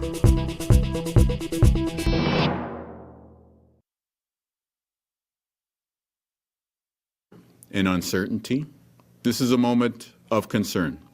But I want to tell you that your fellow Manitobans will welcome you. The Premier of Manitoba talking about 17,000 people being on the move from the north to the south, where we will welcome you. I'm Marcy Marcusa, live in Winnipeg on 89.3 FM, 990 AM on the app and on YouTube. This is CBC. Fire evacuees are the ones on the move. The province still, of course, in a state of emergency. It was just called at 5:30 last night. The military has been called in. Prime Minister Mark Carney says help is coming to Manitoba, and you could hear the planes overnight. Those military aircraft are helping to move people here to safety. And so the fires are burning around Flin Flon and surrounding communities. That city of 5,000 people was completely evacuated last night at midnight. We're going to hear more this hour from people in Flin Flon as they were preparing to get out. Also people this morning where they are at. We're going to take you to some of the evacuation centers. And of course, we'll have the very latest in your CBC News. Heather Wells is here with that. She has our live headlines this morning at 11 minutes past 7 a.m. Good morning, yes, and descriptions of panic as people were fleeing those wildfires. I'm having major anxiety, I'm not going to lie. As Elsaida Alerta scrambling to get out of Flin Flon last night and begin the more than 8-hour drive to Winnipeg. Her family among the 17,000 northern Manitobans on the move. And we are just hearing from Winnipeg's mayor, who you're going to have on the show momentarily, Scott Gillingham, and the city of Winnipeg issuing a release saying they are committed to supporting evacuees and saying the city has activated its emergency operations center to coordinate efforts across departments, ensuring appropriate facilities and services are ready to receive evacuees who are arriving in Winnipeg. We'll bring you the latest as it develops coming up in our next local news at 7:30. All right. Thank you, Heather. You're welcome. Well, as Heather mentioned, Mayor Scott Gillingham is standing by live. We'll go to him momentarily. We also hope to connect this hour with the mayor of the city of Flin Flon. And if you want to connect with us from anywhere in the province or you have questions, please reach out at 788-3093. The numbers to have on hand are 211 for wildfire updates, 511 for highways. And if you are looking to register, and the province encourages you to register with the Red Cross as soon as you can, and it's safe, that is online at redcross.ca/2025 Manitoba Wildfires. That is one full word, or 1-800-863-6582. And we're attempting to reach out to the Red Cross this morning as well. All right, let's go right now to what is happening in our weather situation. Abby Adiemi with the forecast. Good morning once again. Another warm day across board from south to north. We're going to see hot temperatures today. There's some haze in the air, especially in the northern parts of the province due to that smoke from the fires burning. And we have that special air quality statement which remains in effect for much of northern Manitoba and this part of the central region also. So if you're in those areas, it's best you try to avoid outdoors as much as possible. Right now, Winnipeg, it's 16. The sun already made its appearance, but it is hazy outside. Most of the regions will see temperatures climb close to 30 degrees today. No rain. No rain in the forecast. Not until next week. All right. Thanks, Abby. Thank you. Okay, let's talk about traffic here in the south. Of course, highways up north, I don't have to tell you, they've been lined with cars, people trying to get down south here. So if you don't have to be on the highway, don't be on the highway. If you do if you're evacuating. Archibald here in the city, construction northbound, southbound causing some mess. Also Abinogi-Mi'kmaq, the bridge going merging into Pembina on the university area there, University of Manitoba. It's also got some cones and it's blocked off. So apparently people are having a challenge getting through. Louise Bridge is closed until June 1st and St. Vital Bridge is down to one lane in both directions. 788-3093 if you need us.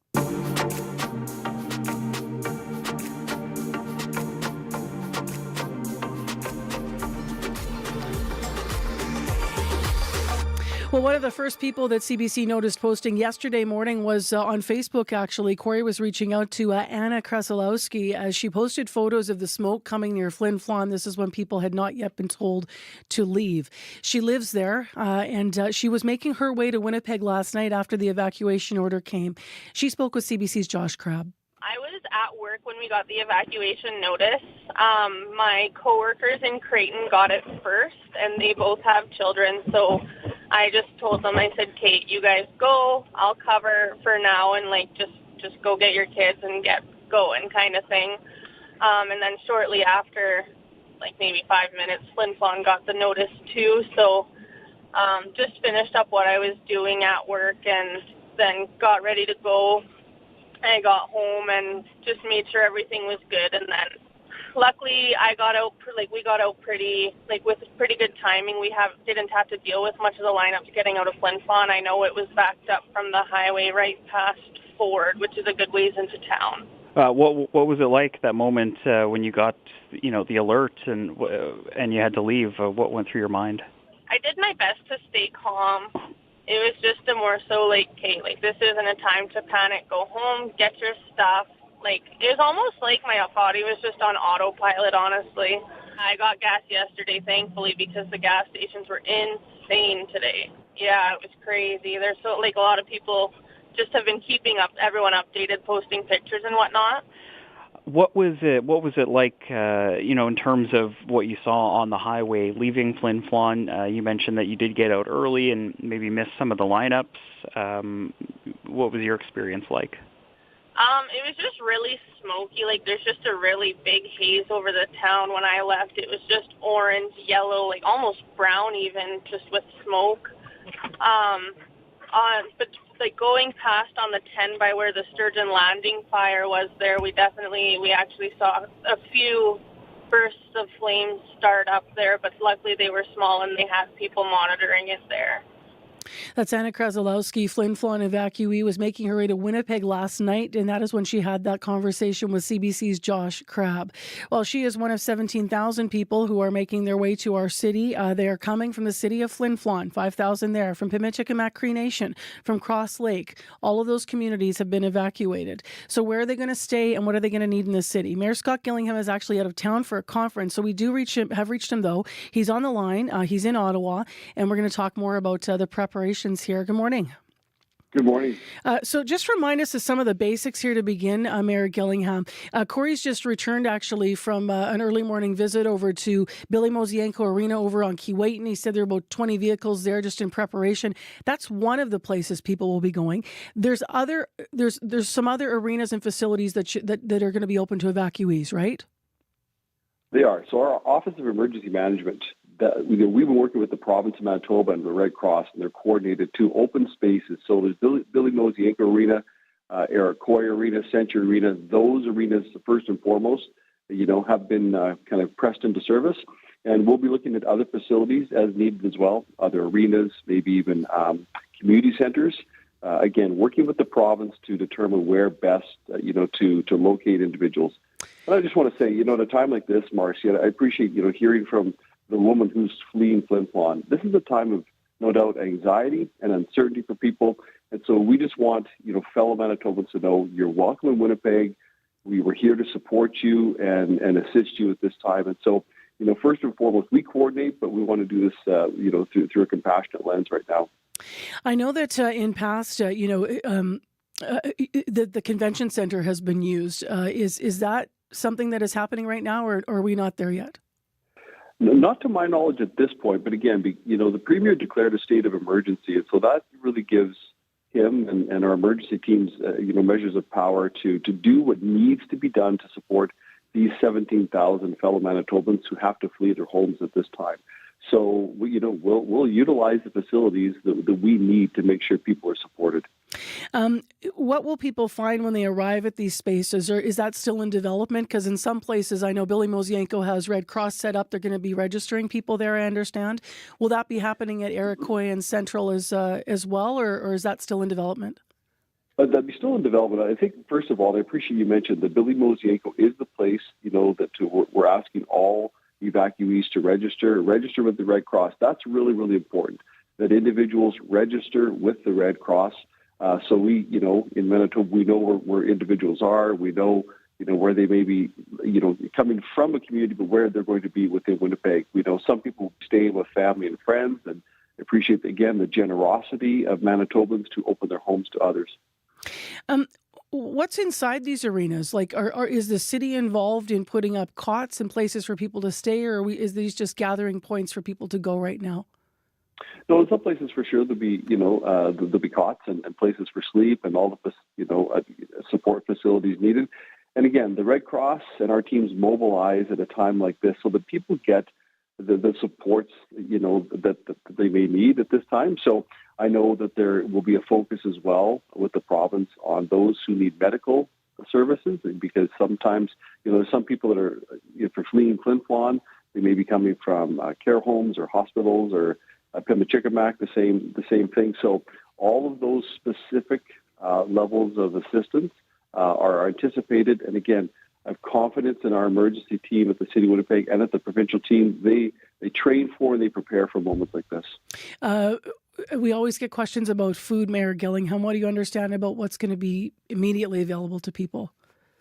That'd be the details. I don't have those at this point, but again, as I said, everything that people would need, food and other supports certainly will be provided as well. That's a Red Cross response question, I suspect. I was about to say that very thing. Yeah, the Red Cross really in many ways takes a lead on these matters, and we as a city and the province are there to support.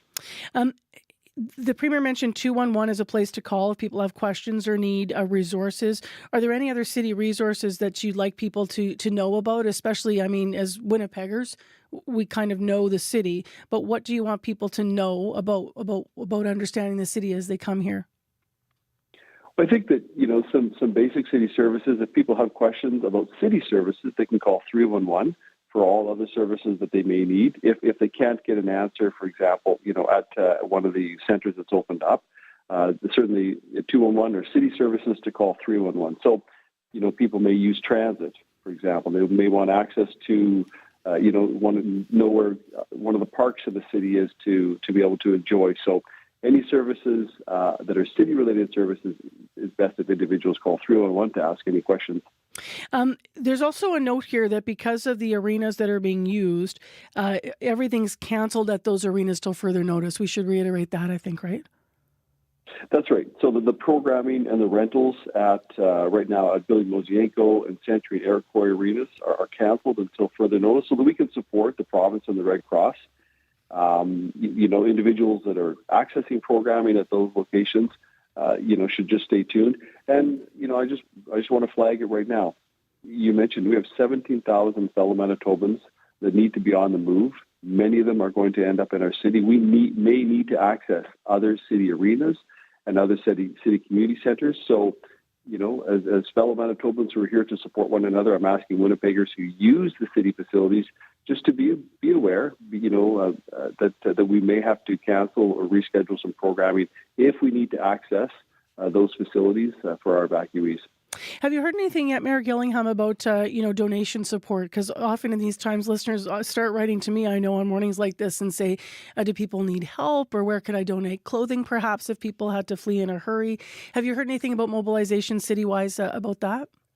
The best thing for people to do is to make if they want to make donations, go to redcross.ca/Manitoba Fires.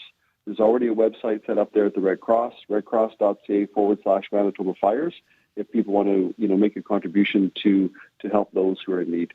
All right, we'll leave our conversation there unless there's anything you would like to add. No, I think, once again, I just want to thank Winnipeggers who are generous people. I know that Winnipeggers will open our homes and our hearts,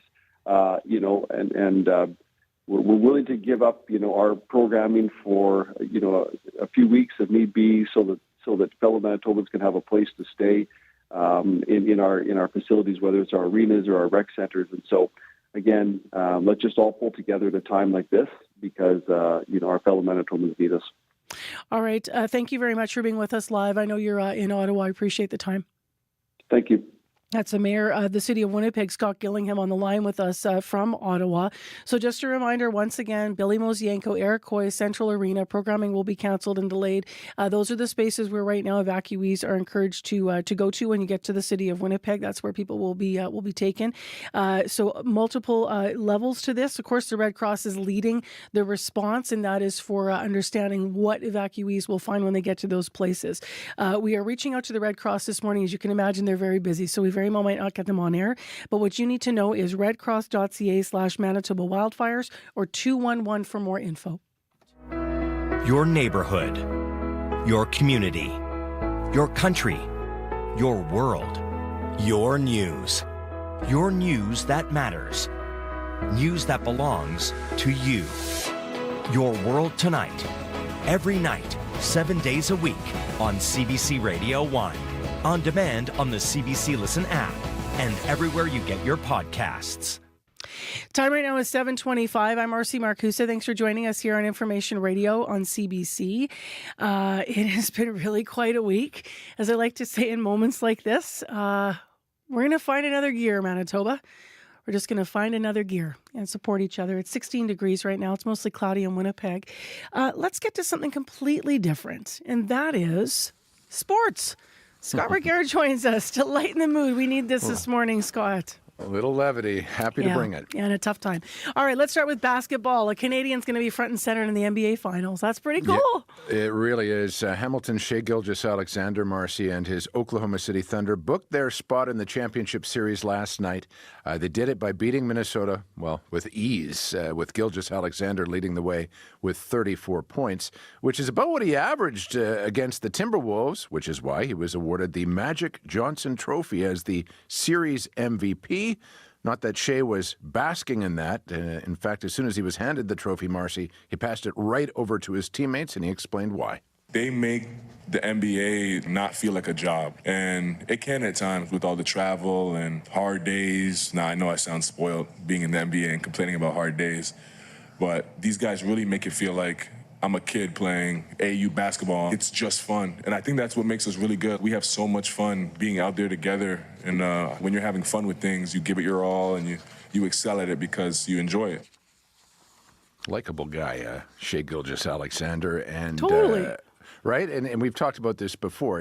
Every summer he goes back home to Hamilton, doesn't train with a high-priced, big-name coach. He trains with his high school buddies. That's how he likes it. So we wait to see who Oklahoma City plays in the final. Could be Indiana if they beat New York tonight. And while we're still talking hoops, not as successful a night for the Winnipeg Sea Bears. They had a lead against the best team in the league, Vancouver, but then relinquished it and fell 100-89. They only have one win so far, the Sea Bears, but we do know they're going to be in the Western Final by virtue of hosting the championship weekend in August. To another story here, people, in case you missed it, we know one of the teams in the Stanley Cup final. Yes, hands up if you're surprised it's the Florida Panthers. They're back for a third straight year, Marcy, this time at the expense of the Carolina Hurricanes. After what was a hard-fought series, even if it lasted just 5 games, Panthers coach Paul Maurice chose not to join the traditional on-ice handshakes with the opposing team. For that matter, Maurice convinced Carolina coach Rob Brind'Amour not to join the handshake line either, and he explained why. There's something for me visually of just the men who played. The last thing that a player on the Carolina Hurricanes deserves is 50 more guys in suits they have. They have no idea who they are. I don't know where it changed. When I first got in the league, we would never go shake the players. Now, some coach wanted to get on camera. It's the only thing I can figure out. There's a really nice, beautiful part of our game when just the players shake hands at the end. Maurice also asked Leafs coach Craig Berube to abstain from the post-series handshake earlier in these playoffs, Marcy, and like Brind'Amour, Berube obliged, something Maurice chalks up to them both being former players. Maurice, of course, never made the NHL himself. He suffered an eye injury in juniors and wasn't able to go any higher. But you can tell the deep respect he has for the game. So Florida gets set to play maybe the Edmonton Oilers again in the Stanley Cup final. The Oilers can book their spot if they beat Dallas tonight. CBC with puck drop at 7 o'clock. And speaking of CBC, you sat down, or we sat down rather, I should say, with swimming star Summer McIntosh. This is a special report yesterday, and she did share some big news, right? Yeah, news as some people expected. She has committed to train with legendary coach Bob Bowman. Among others, Bowman helped Michael Phelps become the greatest performer the sport has ever seen. Here's Summer. I know I can fully trust Bob and trust his training, but I also think there's unknowns when it comes to what that's going to do with my racing and my potential. And I think the sky's the limit with him. And I know he's going to make me reach my full capacity and potential. I'm really excited for this new chapter. And it's kind of like I'm growing up in a way and kind of starting a fresh page for sure. Tough to fathom, Marcy, that Summer is still only 18 for all of the headlining she has done. Many of them came, of course, at the Paris Olympics, where she became the first Canadian to win 3 gold medals in a single games. Her goal now is, she says, to do something only Phelps has done before. That is, win 5 individual gold medals at an Olympics come L.A. McIntosh will move to Austin, Texas to start training under Bowman later this summer. She's a beast, man. She's incredible. Mm-hmm. All right. Thank you, Scott. You bet. Scott Rickere with Morning Sports. I just want to correct something. The mayor and I didn't quite finish that address if you need help from the Red Cross and to register. So it is redcross.ca/2025 Manitoba Wildfire. So that's the actual full address. Right now, your CBC Winnipeg News. This is CBC News. Good morning. I'm Heather Wells. In Winnipeg at 7:30, it's 16 degrees and no rain in sight as wildfire evacuees make their way south to southern Manitoba. In Winnipeg today, we're expecting sunshine, haze, and a hot high of 28. Manitobans on the move. This is a moment of fear and uncertainty. This is a moment of concern. But I want to tell you that your fellow Manitobans will welcome you. Premier Wab Kinew assuring the 17,000 northern Manitobans on the move this morning as wildfires burn dangerously close to their communities. As you would imagine, emotions are running high. More than 5,000 people had until midnight to get out of Flin Flon. Elsaida Alerta says it was stressful. She grabbed her essentials, her family and pets before starting the more than 8-hour drive to Winnipeg. I'm having major anxiety, I'm not going to lie, but my spouse has been such a great partner and helped calm me down. So, you just need to be surrounded by some good people, to get through this. Now, the city of Winnipeg says it is committed to supporting evacuees. In a release this morning, the city says it has activated its Emergency Operations Center to coordinate departments and ensure appropriate facilities and services are available for evacuees. Mayor Scott Gillingham says many families are arriving with little more than the clothes on their backs. He says the city's job is to make sure they feel safe and supported. Billy Mosienko Arena is being used as a reception center. The city has also made Century and Eric Coy arenas available for use if needed. Programming and rentals at those arenas have been canceled. Now, Winnipeggers who want to help, as Marcy has mentioned, all you have to do is make a donation to the Canadian Red Cross, which says it is working around the clock to support evacuees and frontline responders. Not all evacuees are heading south. 1,200 people forced out of Cross Lake First Nation are now in Norway House Cree Nation. Chief Larson Anderson says his community is making room. We'll find a way. Well, there's also community members that have families from Cross Lake. I can certainly make room for them and to stay wherever is a decent place to sleep and try to find some peace. Anderson says First Nations people will be there for one another. The head of the group representing Northern First Nations is thankful for the firefighters and emergency response coordinators. Garrison Settee, Grand Chief of Manitoba, Kuwait, Naui, Okemakanak, says the people forced out of First Nations communities are up to this challenge. It's going to take a little while for everything to die down, but while we're doing this, I'm confident that our people will be able to successfully evacuate their First Nations, but also being able to go home when the time is right. Now, right now, 22 active wildfires are burning in Manitoba. There have been more than 100 fires to date, well above the average for this date of 78 total fires. Incidentally, the National Chief of the Assembly of First Nations is on social media today, issuing praise for emergency crews battling fires across the prairies. Cindy Woodhouse-Nepanak says she has been in contact with First Nations chiefs and plans to speak today to Prime Minister Mark Carney. A U.S. federal court has handed President Donald Trump a big setback. It is blocking most of the Trump administration's global tariff campaign, ruling the White House overstepped its authority. Trump officials say they will appeal the ruling, with the White House saying, quote, "It is not for unelected judges to decide how to address a national emergency." At least for now, most of the tariffs remain on hold. You can hear the latest national and international news on World Report at 8. People who live, work, and drive in South Osborne are frustrated and confused by the return of traffic jams. Work on the St. Vital Bridge appeared to have wrapped up last fall, but crews returned this spring. Parrish Blakeney manages the Osborne Auto Service Repair Shop. We just get a lot of people cutting through the parking lot, trying to avoid waiting in the lines. So they're coming up the side streets and, they cut through at quite a speed. There's been a few times where backing out of the shop, you have to stop real quick because someone's coming super fast that shouldn't be. A city spokesperson says crews are putting the finishing touches on the St. Vital Bridge, which the work there is expected to wrap up this summer. And once again, our lead story, 17,000 northern Manitobans forced to flee wildfires, making their way to Winnipeg last night and through the morning. We will have the latest on that story through the day right here on CBC Radio. You can also get the latest at cbc.ca/Manitoba. All right. Thank you very much, Heather. You're welcome. And so this is very much a moving target this morning. People might be wondering why we haven't talked to the Red Cross. They really are just too busy with all of this. They promise updates throughout the day and in the morning once they have them, and should evacuees need new information. Right now, they're continuing to encourage us to just share with you that 211 number for the latest and that website we've been sharing through the morning. We're going to talk to an evacuee from Flin Flon in just a moment, live on CBC.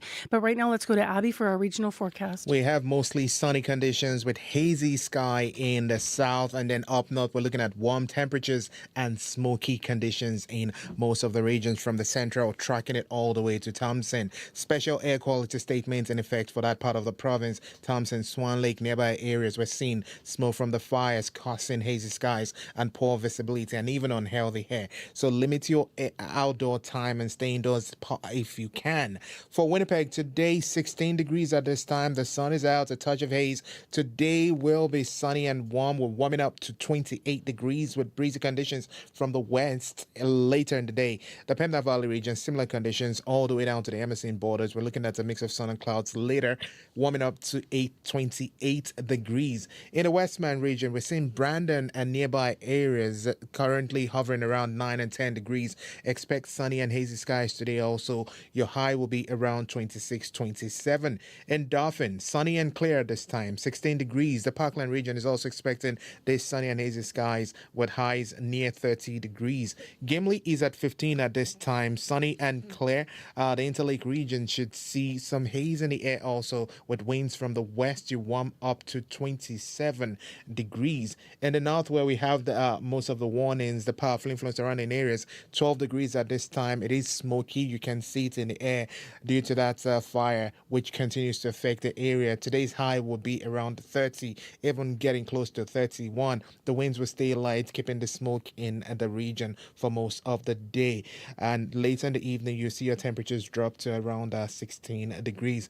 Thompson is at 13 and also mostly sunny at this time. Also all under that special air quality statement due to the fire. The sky will stay sunny today, but there's widespread haze, highs near 29 degrees. And then further north in Churchill, it's sunny and cool, 5 degrees this morning, mostly sunny skies. High will only get to 16 degrees with some northeast winds. So smoky up north, sunny, hazy down south. Winnipeg at 16 at this time. All right, thanks, Abby. Thank you. Of course, none of us are hearing Abby talk about rain in the forecast. It's because we don't have it until next week, and we really need it. Corey's back from the evacuation center. Very quiet there early as we await people coming in. How about the commute this morning, Corey? Yeah, actually, on my way back in, I did see heading eastbound on Portage, right at that turnoff that takes you onto Broadway there were emergency vehicles blocking the left lane. So you can still turn onto it, but just heads up, you want to keep far right if you're trying to get onto Broadway from Portage. As well, the Louise Bridge still closed until June 1st. Keep that in mind, as well as St. Patel Bridge is down to one lane both ways as well. If you see anything else going on, though, give me a call on the CBC commuter line. That number, 204-788-3093. All right, thanks, Corey. Thank you. Well, Corey and I were recently in Lac du Bonnet. We did a live show on Tuesday there. They're on the other side of their devastating wildfire, or starting to be on the other side. Still very much in alert mode. But what was interesting was all the people talking about all the different fire departments that came together. And many of these folks are volunteers coming together to fight in their own communities or in their neighbor communities in Manitoba. I'm just seeing posts now within the last hour about responding to the current situation around Flin Flon. So one of the posts here says fire crews from the Swan Valley, Benito, and Bozeman Fire Departments are en route to Flin Flon. This was within the last hour to help protect the city. As residents, as you know, were evacuated last night. And there's a picture here of the Swan Valley Fire Department truck. So everyone banding together across Manitoba to do their part today. If you have a need, you need help, or you want to reach out, or you want to reach CBC, call us 788-3093. Well, as fire crews make their way to Flin Flon to, as you heard, try to save the city, our next guest has fled Flin Flon safely. One of the evacuees from yesterday, Noelle Drimmy, her husband and 2 young children were among those who made their way out of the community and the city safely. So as of 7 last night, they were in their vehicle. They were to make their way to Minnedosa. They were planning to stay with family. But Noelle's been kind enough to be on the phone with us live this morning to give us an update. Hi there. Hi there. Good morning. What's it like for you watching these pictures? I was on my socials last night and all these images were coming about the smoke and the fire. And I mean, this is your city, Flin Flon. What's it like for you? Yeah, it is devastating. It is. Yeah, it's not what you want to wake up to, or just that's the only thing you can scroll and see. Yeah, it's awful. But again, we got out safely. The communication was really good between the city and its residents, so we felt prepared and knew what we needed to do. And we had kind of a crash course in it last year when we had fires in Cranberry Portage. So we kind of knew the drill in some ways, but, kind of deep down, you hoped you didn't have to do it. Yeah. So what was the drill for you, Noelle? Like, did you find when you were leaving, more other people were also making the decision? Because you went right like around 7 o'clock last night. Were you in a lineup of cars, or tell me a bit about that? Oh, yeah. Yeah, like my daughter got home from school around like 4 o'clock, and that's when we got the alert message, and I'd already had bags packed the night before. So we all, my husband and I, we just kind of, again, like just scanned everything. I had taken like videos of all our different rooms and all our stuff, should the worst happen.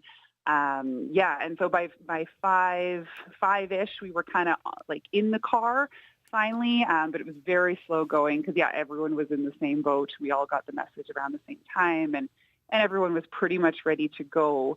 It was a very long lineup of cars, very slow going. My daughter's like, why is this taking so long? Because normally when you leave Flin Flon, you're not in a traffic jam. Yeah. How old are the kids?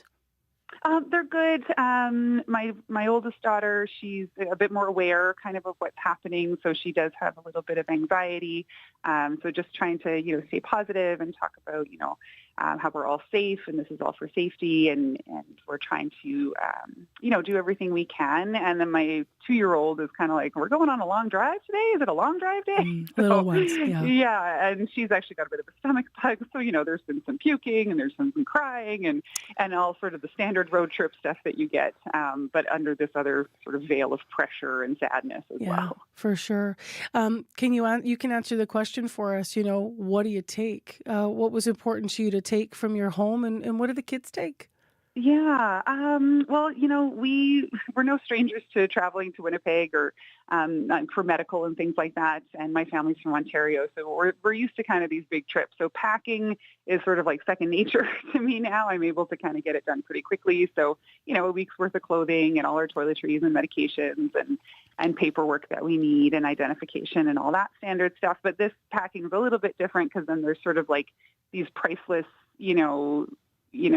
things from your children or things you can't replace should the worst happen. So I do have a few of those sentimental things packed in my suitcase that it's weird to pack them, but you just feel if you don't, you would regret it. So like photos and such, or birth certificates. Yeah, photos, like handwritten notes, things like we had our infant son pass away about 4 years ago. So like his ashes are with us and things that are related to him. And so just like things we know that, we just cannot replace. And I have lots of photos. Like I brought all my hard drives with me. I brought all my cameras with me. So, that way I know if I had to reprint anything, I can. But some of the stuff I just can't. So, that's the stuff with us.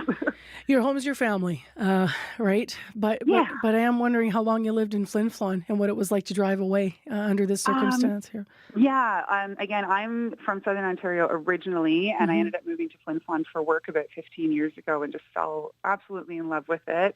And then fell in love with a person. And then, we started a family. And I owe a lot of the wonderful times in my life to Flin Flon. So it's really hard. It's kind of thinking it now, like I was sort of explaining to other people, it was like a bit of an adrenaline vacation. You're just like, okay, we're going to pack and we're going to go and we're going to do this and get snacks. And now that we're kind of on the other side of this really long drive, and the kids are like, hey, what now? I'm like, well, we're just going to, have breakfast and then go to the pool. And now we're kind of in this uncertain stage, and just, again, watching those socials, and that part's really sad to just see the fire. And, but we're very thankful, to everyone fighting the fire, right? Like it's an incredible job that they have to do to save our community. So I feel like deep down in my heart that we will have a home to come back to. It's just how long that's going to take is the question. How much smoke and flame was there threatening Flin Flon when you were coming out yesterday? Like, what was it like at that stage early in the evening? Yeah, well, even the day before, it was very eerie because the sky the day before was beautiful. It was blue. We were all running around doing our things, but we could see this fire. The smoke was intense. It was just like pluming out from the Creighton side of town, like on Saskatchewan side. And we know there's other fires around us too, but we just hadn't been experiencing like the smoke or the haze or, any of those other like sure forest fire signs. And then watching this fire, like I was watching it from my work and I was like, oh no, that's really close. And again, we're telling ourselves like, oh, there's not a lot of bush there, like, or the wind's in our favor. Like we all had these, sort of mental tactics we were playing with, just to kind of keep us in good spirits. But yeah, by the time I came home that night, like I did some stuff in the evening, like you could see the smoke kind of encroaching over. And then when we woke up the next day, right, like the sun's blocked out, it tastes like an ashtray outside. Like it's it's bad. And I just worry about my kids and I worry about air quality and things like that every summer now. But that's a big one for us, is not being able to breathe.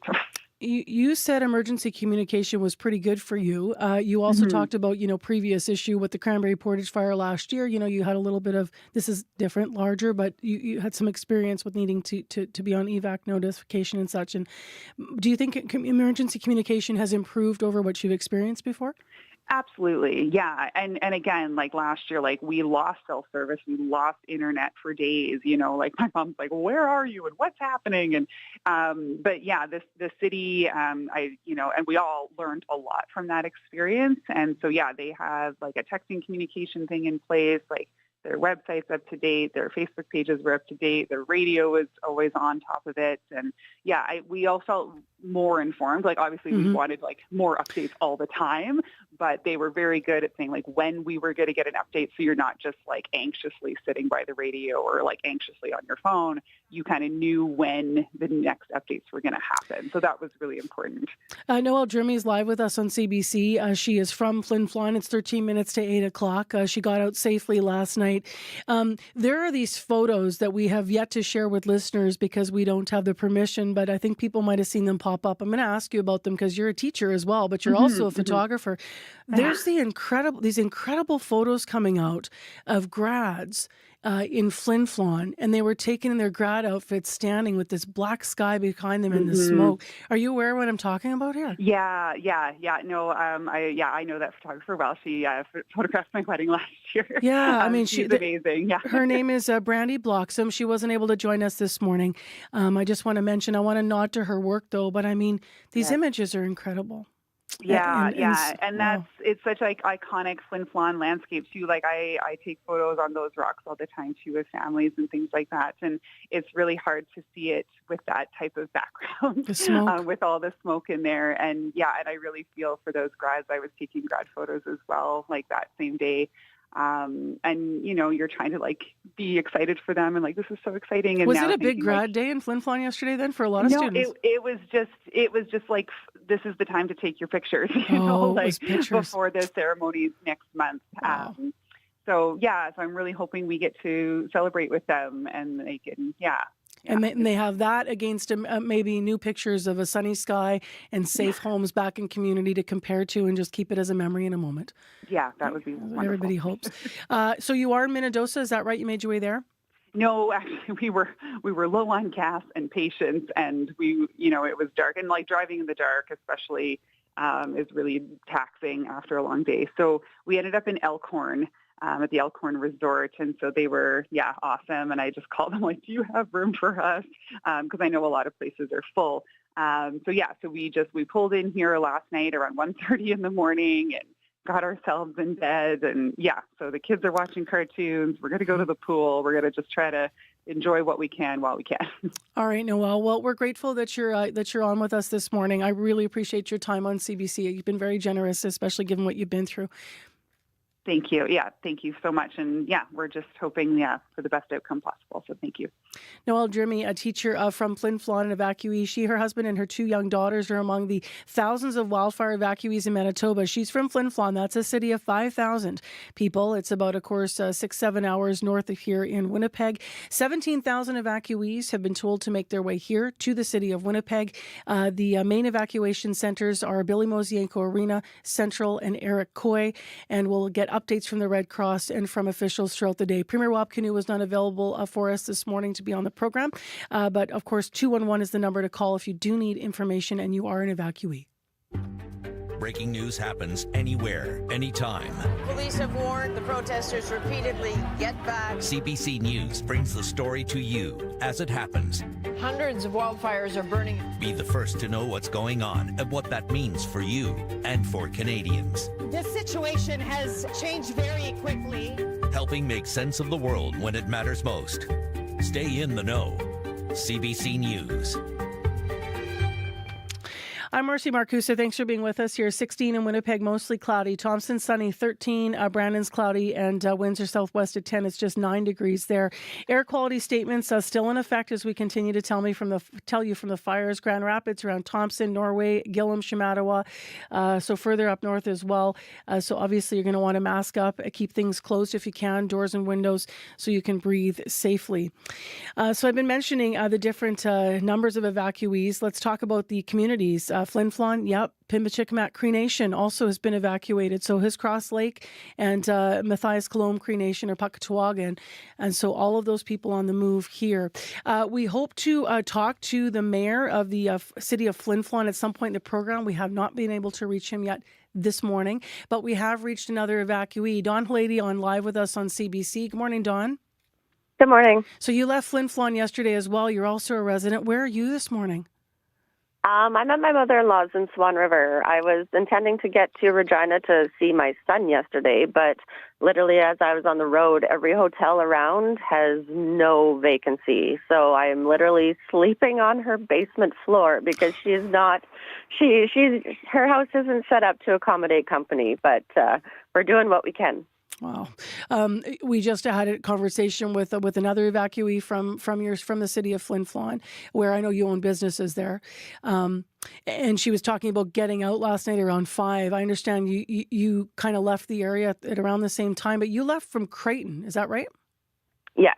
We all have to exit the same way though, because all of the roads out of Creighton on the Saskatchewan side, everything is closed. Got it. So when you were leaving, what was it like at that point in your view, like in terms of flames and smoke and such? I was actually very fortunate. I think I was at the head of the line. It was very smoky in Flin Flon. You weren't able to see a whole lot of the flames or any of the fire actually in the area. It was all along the outskirts of Flin Flon. Back behind the mine area there, but heading out on number 10, you were able to hit the fire that was up around Wanlist, and you were able to see all the firemen fighting that fire there. You're in Swan River. I just read actually on Facebook within the last hour, they were posting, a picture of their fire truck saying we're going to try to help and save Flin Flon. What does everyone coming together like this mean to you, trying to save, that part of Manitoba? It's amazing because we need help. Saskatchewan, I'm a Creighton resident, but businesses on the Flin Flon side, we're all one community. We might be in 2 different provinces, but we operate as one community. And I think that's kind of also the mess of this situation. From my understanding, Scott Moe on the Saskatchewan side hasn't reached out at all to any of the Creighton residents, none of the northern community of Saskatchewan. Saskatchewan should have been on a state of emergency about a week ago. So this is actually coming way too late. So for anyone who's helping us on the Manitoba side, we are so grateful that you are coming into our community because we need help. And I should be clear here because you evacuated Flin Flon because your businesses are there and those communities are so close, but you are actually a resident of Creighton, on the Sask side. So why are you saying that you should have had notification weeks ago? Were you already seeing things develop? Saskatchewan is a complete mess. The whole northern area we have 2 ways out of Creighton and Flin Flon. You can go on to the Hanson Lake Road to the Saskatchewan side heading towards PA. That road has been closed and has been for, I think, 2 weeks. There's multiple fires burning up in the north. You cannot get out that side. When Highway 10 was closed 2 nights ago, we couldn't get out that way. There was literally a sense of being stranded in our own community, and we knew that we were also on fire. So it was very unsettling for a lot of residents there. You got out, I understand, because you got a text about evacuating as well, because I think your husband is a counselor in Creighton. Is that correct? That's correct. Yeah. Tell me a little bit about some of the generosity that you witnessed. I heard that you were helping to feed people before evacuating. Is that right? Yes, my husband is still there. That's one thing of being a town councillor is you stay and you help and you support as much as you can. And yeah, we have been feeding the local firemen, any incoming firemen, the water bombers or whatever that have been there over the last couple of days.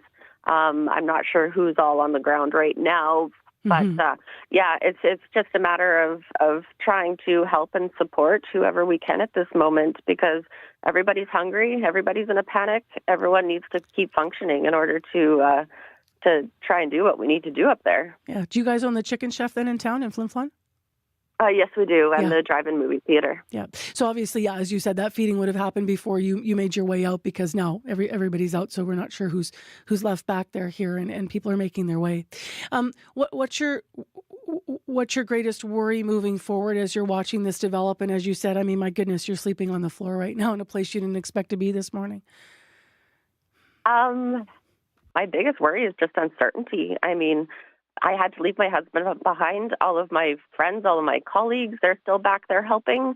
There's still no word of any structures or any home has been lost. That fire is right outside our community. And depending on what that weather does or if the wind changes, there's that uncertainty of what that's going to do. A fire like this is probably creating its own weather pattern at some point right now. And just not knowing what kind of help is coming in. That's my livelihood there. I've got 2 businesses. So, everything is up in the air minute by minute. I've barely slept, just trying to watch for updates, trying to get the news, trying to get a hold of my husband. He's busy, though, doing his counselor work. He's, driving buses and moving residents from Denair Beach because the smoke is so bad that anyone with health concerns, that's a big problem right now as well. Thank you very much for being with us, Dawn. I hope you get some rest, and obviously we hope that everything calms down today in those fire zones as the fight continues. Appreciate having you on with us. Thank you. That's Dawn Hlady. She left Flin Flon yesterday, evacuated from that city. She owns a business there. She lives just nearby over the border on the Saskatchewan side in Creighton. As she mentioned, her husband is still back in Creighton. He's a city councillor there, a town councillor. And so there are some officials that have been left behind to help out. We are still watching what is happening here in Winnipeg in terms of the people coming here. For a news update now, let's go to Heather Wells. The city of Winnipeg says it is committed to supporting the 17,000 evacuees who are on the move. The city says it's activated its emergency operations center to coordinate departments and make sure people have the appropriate facilities and services. Many people leaving with just the clothes on their back. Late last night, the province announced evacuation centers are at Billy Mosienko Arena, as well as Century Arena and Eric Coy. Those are some of the places. We'll bring you the latest on that. To date, 22 active wildfires in Manitoba, and we have seen more than 100 fires so far this season, well above the average of 78 total fires for this time of year. I'll be back with more Manitoba news at 8:30. All right, thank you, Heather. You're welcome. Heather Wells in our news department. Stay with us, and we will continue to work through this state of emergency here in our province of Manitoba on this sadly historic morning as we come together to try to protect the people in the north. World Report's next.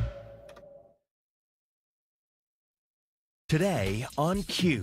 I think I'm falling in love with someone else. What do you want to do? In her new film, Paying for It, Suk-Yin Lee opens up about love and intimacy. It's based on a comic book by her ex-partner Chester Brown about the time they opened up their relationship. Suk-Yin will tell you about going back to her younger days to make this film. Q with Tom Power. This morning at 10:30 in Newfoundland, and on CBC Listen, or wherever you get your podcasts. The CBC News is next. Coming up in half an hour, it's The Current with Matt Galloway. Every year, thousands of Canadians have a pregnancy that ends in a stillbirth, but not a lot of people talk about that experience publicly, leaving those who go through it feeling isolated. One British Columbia couple shares their story coming up on The Current. This is World Report. Good morning. I'm Angie Seth. A federal court has blocked one of the key components of U.S. President Donald Trump's agenda, sweeping tariffs on Canada and many other countries. If found, Trump overstepped his authority. Chris Ayers is following this story for us. So, Chris, tell us more about the decision.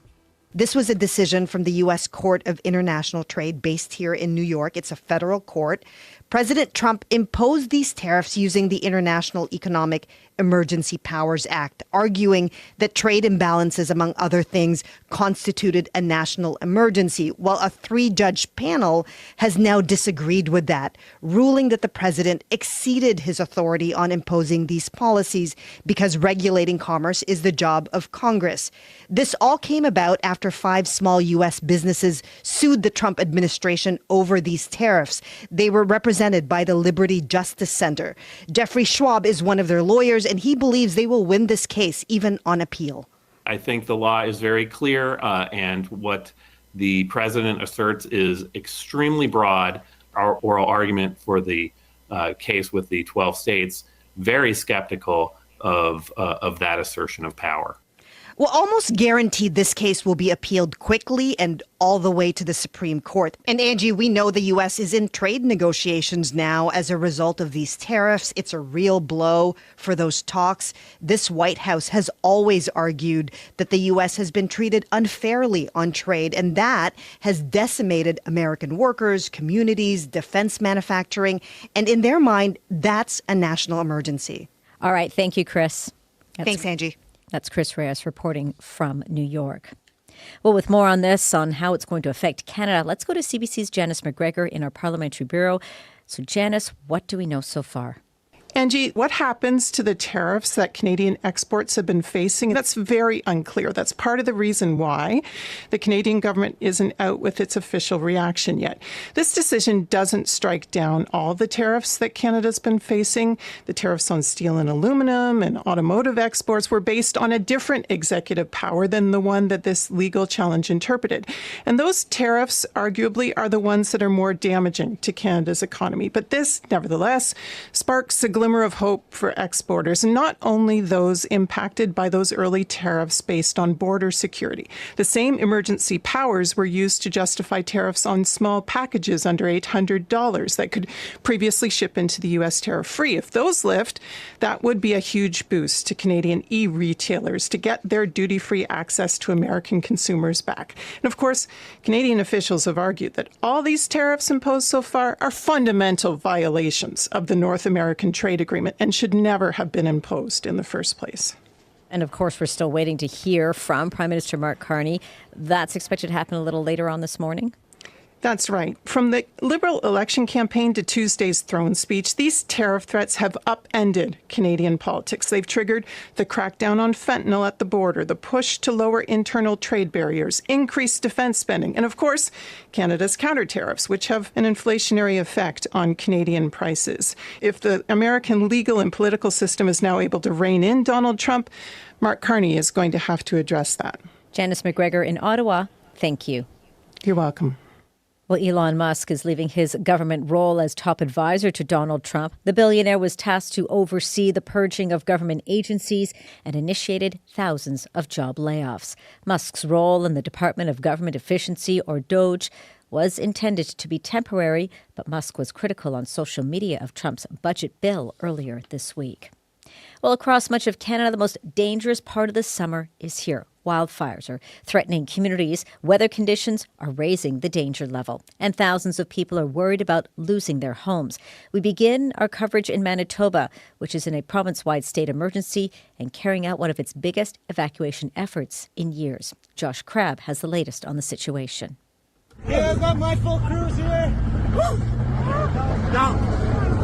Firefighters forced away from the flames. A wildfire has spread from Saskatchewan within 2 kilometers of the northern Manitoba city of Flin Flon. More than 5,000 people who live there were ordered to leave before midnight Thursday. Dawn Halady says it was surreal. As we're driving to get away from a fire, we're still seeing all sorts of fire action happening. Helicopters in the air, water bombers. It's one of 22 active fires in Manitoba. A province-wide state of emergency has been declared to help with the evacuation of multiple communities and First Nations. All told, we're looking at about 17,000 people in northern communities that are being evacuated. Premier Wab Kinew says Prime Minister Mark Carney has offered federal support. Manitoba asked for help from the Canadian Armed Forces, moving people from remote places where highway and airport access has been cut off. This is the largest evacuation Manitoba will have seen in most people's living memory. The province is working with officials in Winnipeg to make room for evacuees in community centres and recreational facilities.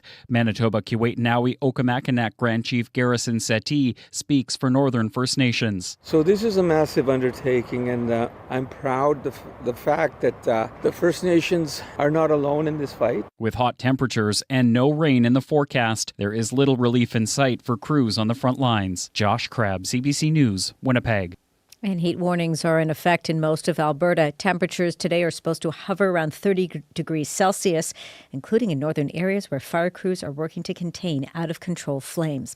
The fire threatening the community of Swan Hills is still not contained. And last night, about 100 people who live in Chippewan Lake, about 450 kilometers north of Edmonton, were also ordered to leave. Brendan Powell is the area's deputy reeve. The fire currently is about 6 kilometers from the road for the community of Chip Lakes, which is the only access to the community. Based on that, we've decided to evacuate the community, and the fire is showing aggressive behavior at the moment. Now, a cold front is expected to blow in later today, but those winds can also pose a danger to fire crews. And in central Labrador, fire crews and water bombers are at work trying to keep another dangerous situation under control. A fire is burning just east of Churchill Falls. For now, the wind is blowing in the right direction, that is, away from the community. Federal health officials knew a pair of gold mines in the Northwest Territories were contaminating the city of Yellowknife back in the 1940s and 50s. It's all detailed in a historical documents that were recently unearthed by a researcher. And one of those mines that was spewing arsenic into the area was Giant Mine. As Lindy Lambrecht tells us, it remains one of Canada's most contaminated sites. Mike Palmer has been studying arsenic pollution around Yellowknife for more than a decade. He's lived in the city even longer. The narrative I had heard, the pollution that was happening at Giant and these subsequent public health effects were really a surprise. But now he knows that wasn't the case. Palmer poured over hundreds of letters and water samples from Giant and Con gold mines from 1949 to 1956. They show consistent spikes of arsenic in Yellowknife Bay every spring, 20 times higher than what's currently considered to be safe for drinking water. A letter from one federal health official to another says 2 men working nearby got sick just weeks after Giant Mine started roasting ore. They were admitted to the hospital and it was confirmed with arsenic poisoning by urine analysis. Con Mine was able to bring its arsenic emissions down that same year, but Giant didn't meaningfully do so until years later. It spat out more than 2,000 tons of poisonous arsenic trioxide dust per year until 1955. It certainly is disturbing. Ernest Betsina is a chief of the Yellowknives Dene First Nation. Losing some of our children, we're losing some of our dogs, the devastation that come with it, it does confirm that my people are telling the truth. The Yellowknives Dene First Nation has been pushing the federal government for an apology and compensation. The federal government appointed a BC lawyer and politician to assess the mine's impact on Indigenous communities. He's expected to deliver a report next year. Palmer hopes his study and the documents it sheds light on can be used as evidence in that process. Leni Lambrank, CBC News, Yellowknife. And finally, for us, a Chinese paraglider is being ordered to keep his feet firmly on the ground for the next 6 months. And that might be a relief given the ordeal he's been through. Peng Yuzhong was testing out some paragliding equipment he had just bought secondhand, but he accidentally caught an updraft and ended up 8,000 meters in the air. This video from his mounted camera went viral. It shows him above the clouds covered in icicles and struggling to control his equipment. It was about an hour before Peng could return safely to the ground. And that's the latest national and international news from World Report. I'm Angie Seth. This is CBC News.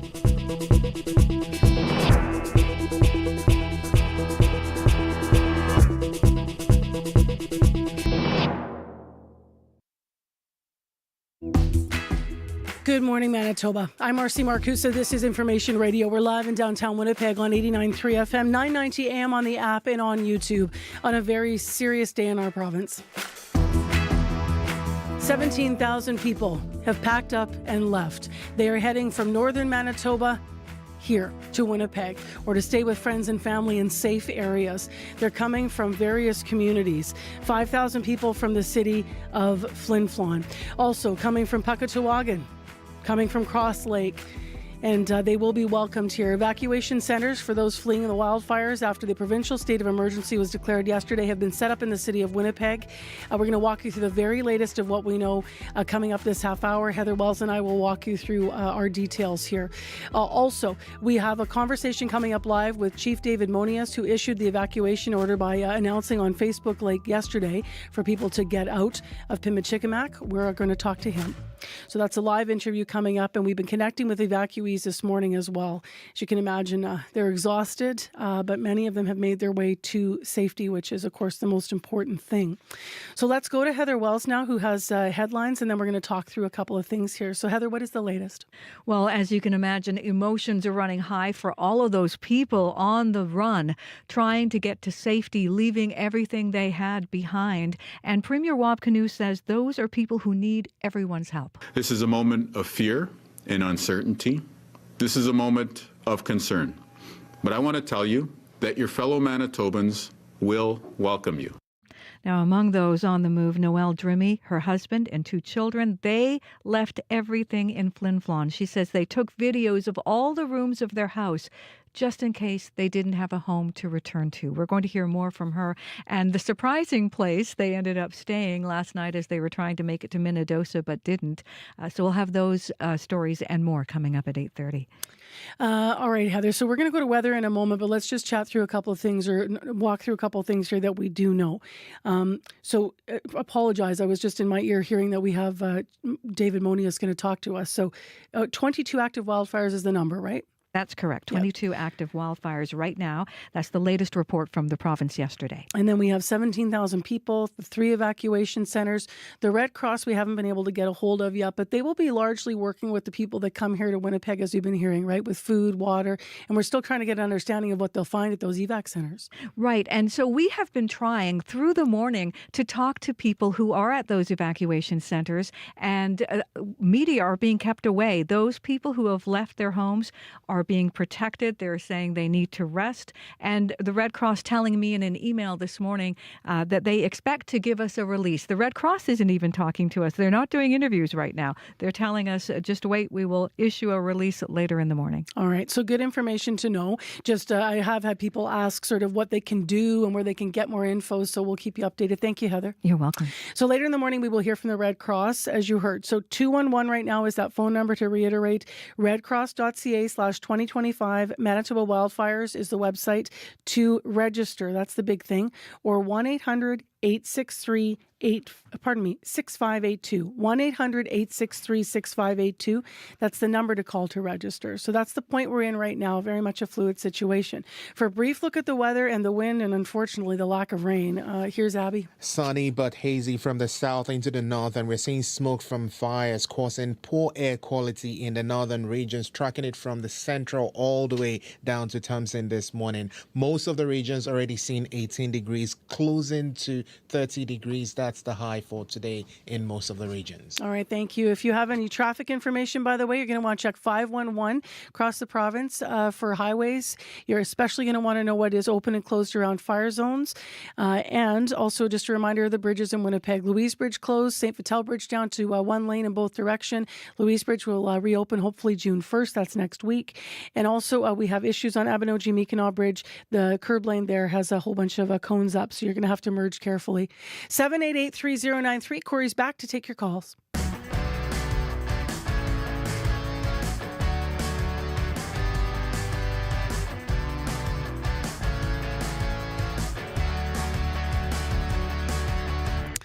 Well, we've been talking about the 5,000 people in the city of Flin Flon, but there's another 8,000 people evacuated who live in Pimicikamak Cree Nation. They were forced from their homes late yesterday as well.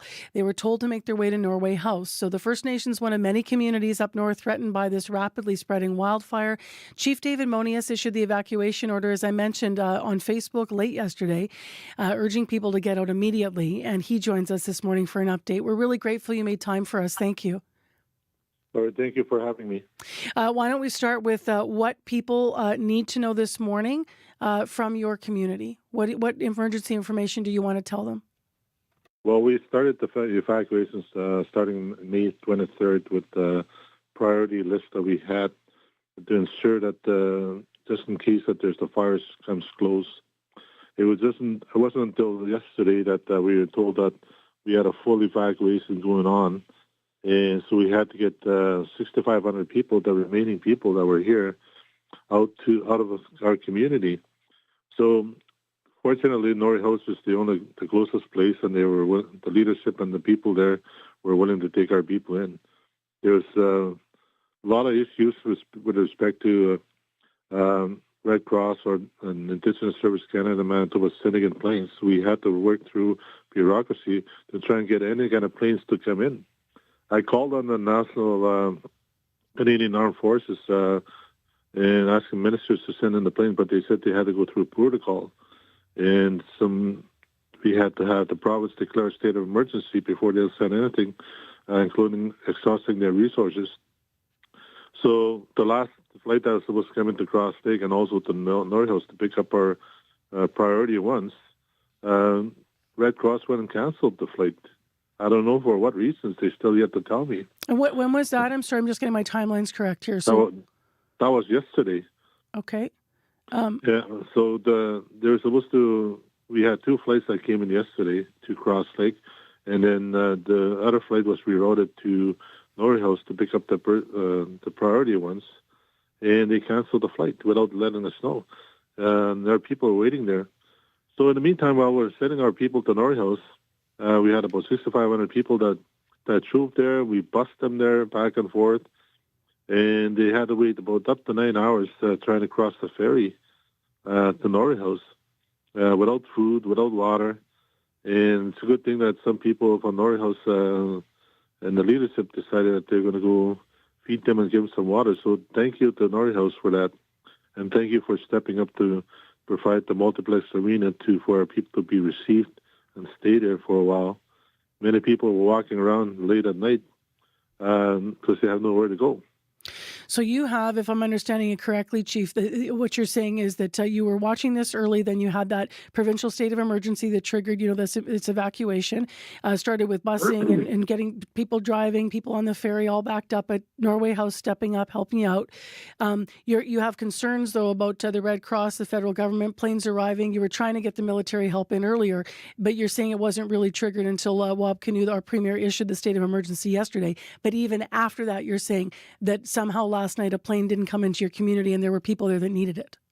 Absolutely. I mean, that the evacuation started and I declared a state of emergency for my people, and that was not recognized and was not respected.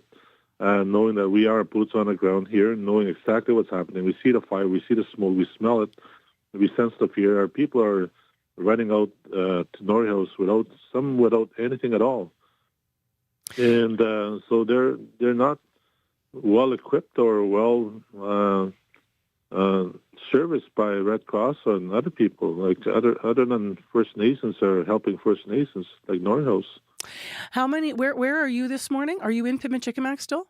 Yes, I'm in Pimicikamak still. It's very smoky here. It's getting thicker because the fire is at our doorstep, and we still have about 767 people here that we need to get out. Why are those people still there? Are they people with mobility issues and couldn't get out, or give me a nature of who's still left behind? Well, we couldn't get them out, and some people came back from the lineup at the ferry because they needed their children to sleep somewhere. So coming back this way, it's also a risk, but there's not that many that came back, but there's many that couldn't get out because the junction at Highway 374 and Highway 373 is their lifeline to Norrie House, and that was being compromised by the fire and the smoke. So basically once that's gone, I mean, maybe gone already.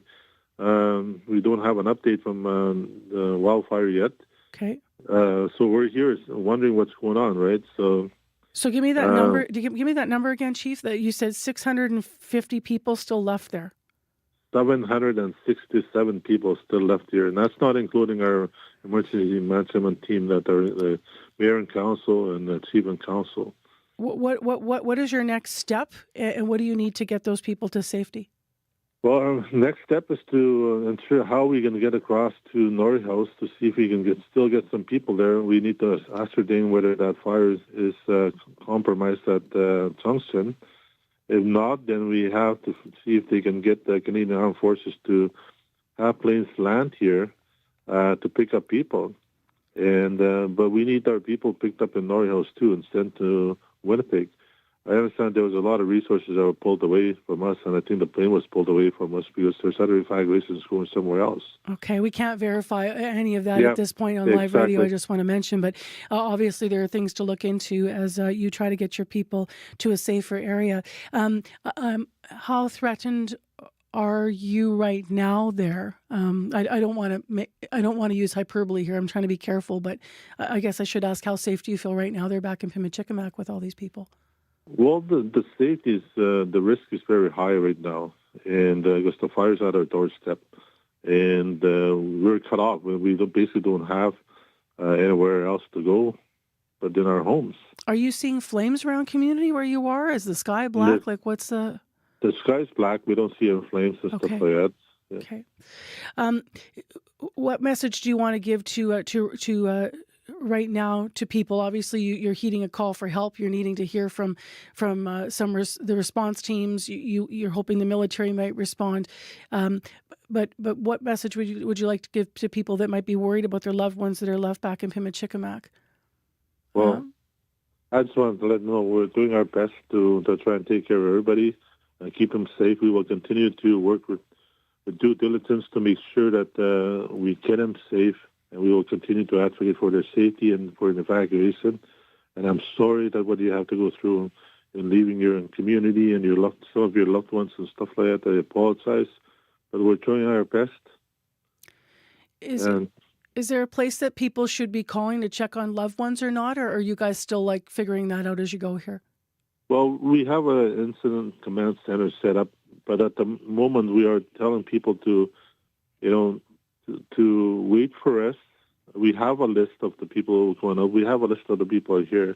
Okay. But if you're phoning us, it's going to be hard for us. It takes away from all the work that we have to do right now to try and get people out. Okay. The incident command center is right there in Pimicikamak, you mean? Yes, yes, it is. Okay. Stay safe up there. Thank you for sharing, and we'll obviously stay connected and see what happens with your community and your people through the day. All right, thank you. Just a reminder there, right? We're talking about these 17,000 people on the move and making their way to Winnipeg. They're not all here. Some of them are still right in the fire zone, like that 767 people still in Pimicikamak Cree Nation. That's where we reached live Chief David Monius this morning. Stay with us. Our fire coverage continues. We carry a world of information in our pockets because we want to know. Breaking news that shapes our world. Staying on top of stories around the globe. And connected close to home. It's news you can trust. Delivered when you want and where you want. On Canada's News app. Now with CBC Radio 1. Local and live. Download the CBC News app for free. 8:23 a.m. The time right now, 16, mostly cloudy here in Winnipeg. Air quality statements around the fire zones, and we're staying on top of where people are this morning because 17,000 people are not going to be in their own beds. They've been evacuated to other areas. Let's take you now to what's happening in Thompson. Lawrence McDonald is there. He's municipal emergency coordinator there, and they've been helping evacuees, I believe, largely from Lynn Lake. Good morning to you. Good morning.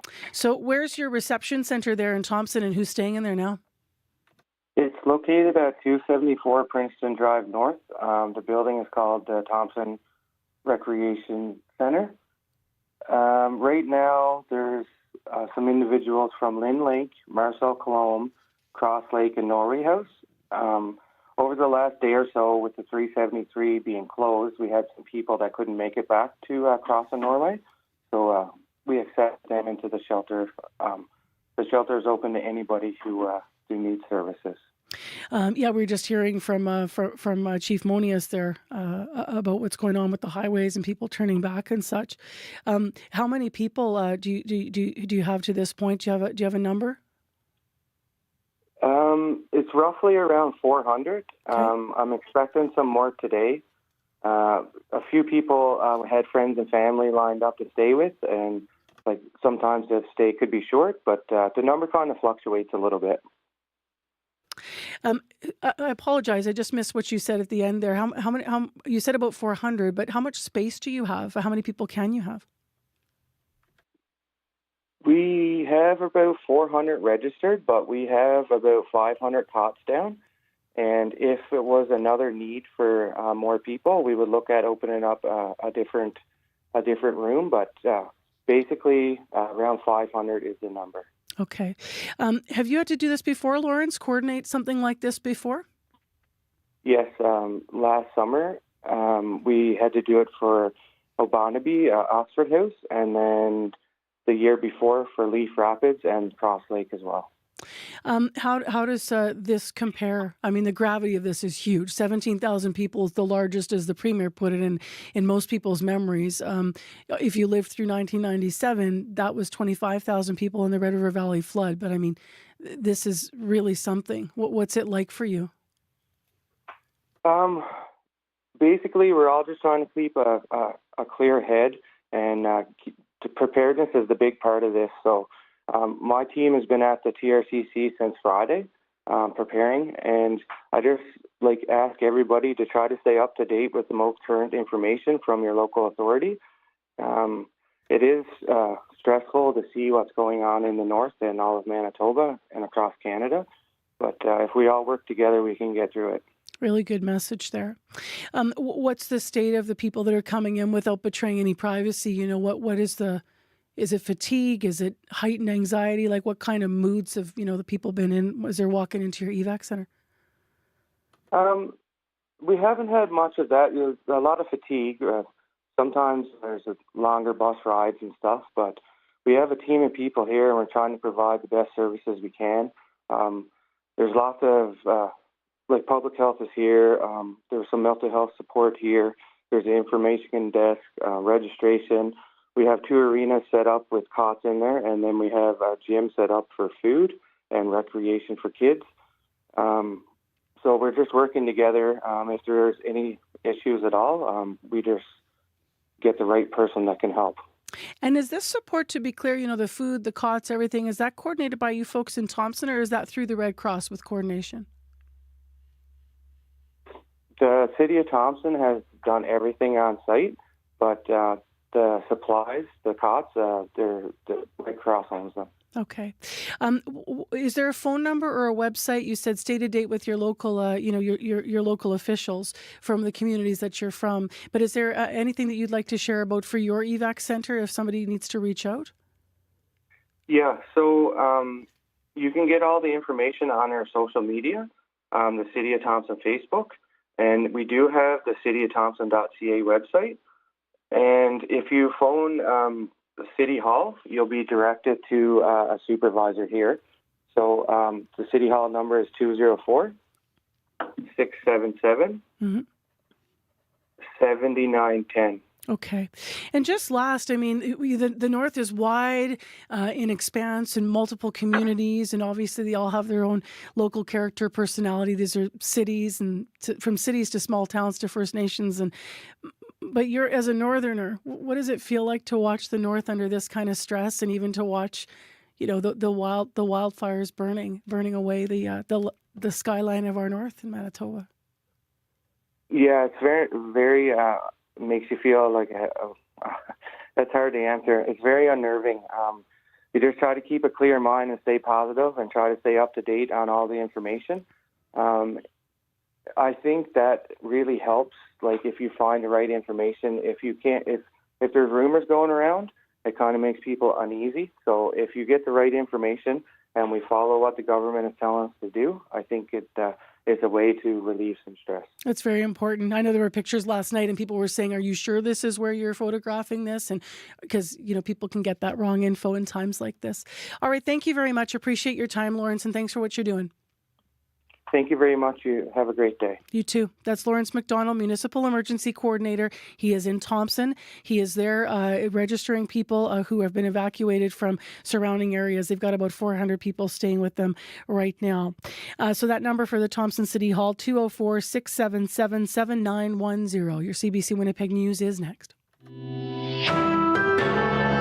This is CBC News. Good morning. I'm Heather Wells in Winnipeg. At 8:30, it is 18 degrees. It's going to be another sunny, hazy, and hot day in Winnipeg. A high this afternoon of 28. Well, making room for thousands of wildfire evacuees. This is about us quickly being able to turn, let's say, a soccer field into a shelter facility.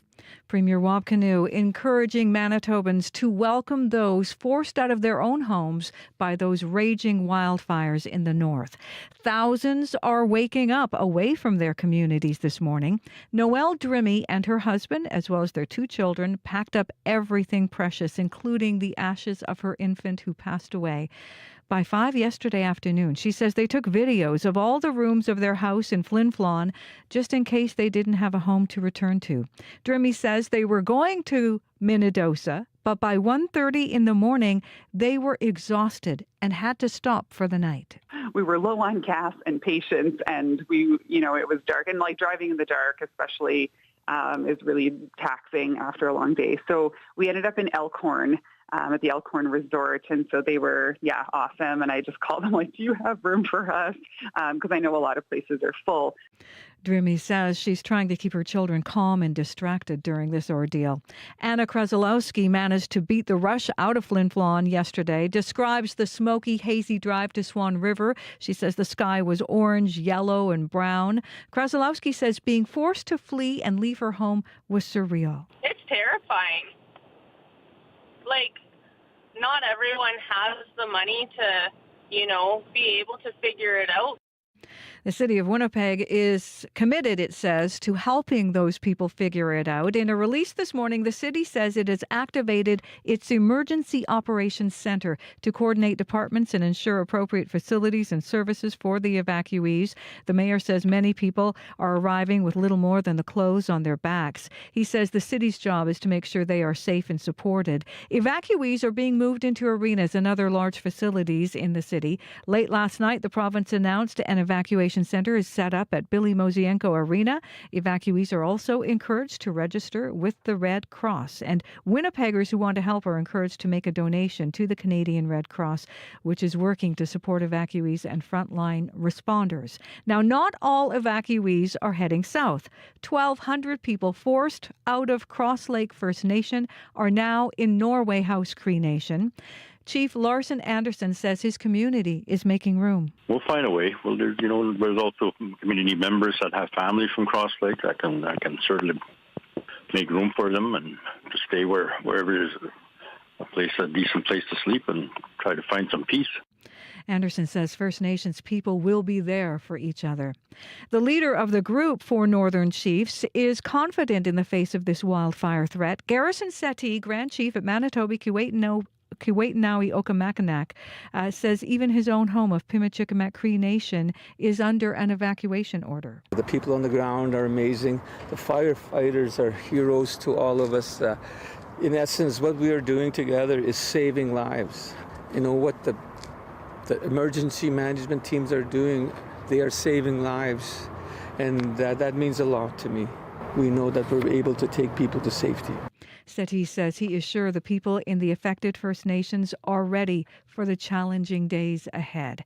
Now, these wildfires are threatening other parts of the prairies as well. 3 First Nations in northern Saskatchewan have declared a joint state of emergency in response to escalating wildfires. And people at Red Earth Creek, Alberta, have been asked to leave immediately this morning and take shelter in a nearby recreation center. We will have the very latest on the wildfire situation for you throughout the day right here on CBC Radio 1 and also on our website. In other news, work has resumed to repair the St. Vital Bridge, and along with that work comes traffic jams. Crews have been working on the St. Vital Bridge since 2022. They left last October, but then returned earlier this spring. Public Works Committee Chair Janice Luke says she understands some people might be frustrated, but the work needs to be done. This is Winnipeg. It's construction season. I would say you're going to end up with a spectacular state-of-the-art bridge. So it will be worth the wait. You won't have to deal with this for probably another 60 to 75 years. Unless something unusual happens. Crews working on the St. Vital Bridge still have to apply protective coating to the steel girders, landscaping and ditch work, and that is all expected to wrap up this summer. Stay in step with the news at cbc.ca/Manitoba. Thanks so much to the news department this morning, Heather. Really appreciate it. Oh, thank you. All right, good teamwork here. Big thanks to Chidi Akuma, Jenna Badosso, Sierra Sanders, Nellie Gonzalez, Leif Larson, Kevin Ipatebo, Abby Adiemi, Corey Funk, Aaron Broman, Megan Ketchison, Heather Wells, all people contributing to the show last night and this morning. Also, I just want to mention that we'll be developing through the day. So now I'm getting messages from Swan River, hearing about their fire department. So stay tuned to Radio Noon. We'll have updates there about how they're supporting the fire in Flin Flon. There's a place called Redline Chrysler in Swan River. They've actually opened up, they're not available now, they will be momentarily, but they've opened up to RV spots for people to plug in. I mean, people are really coming together at all levels. So stay safe as the evacuations continue. CBC will have you covered through the day as we await to hear from fire officials and the Red Cross, and I suspect later today probably the Premier once again. Corey, anything to add that's urgent on the commute? Northbound Main on the Norwood Bridge, keep left. There's a stalled car in the left lane. Just keep right to get around that. Some backups are starting to build. And Abby. Warm and hazy in the southern part of the province. Flin Flon surrounding area smoky, not too smoky in Churchill and Thompson. Most of the region warms from 16 to 30 degrees today. We got this, Manitoba. Be welcoming, be ready, and be safe. Take care. I'm Marcy Marcusa. This has been CBC's Information Radio on 89.3 FM, 990 AM on the app and on YouTube. More coverage of the wildfires and the state of emergency in Manitoba coming up on The Current. That's next.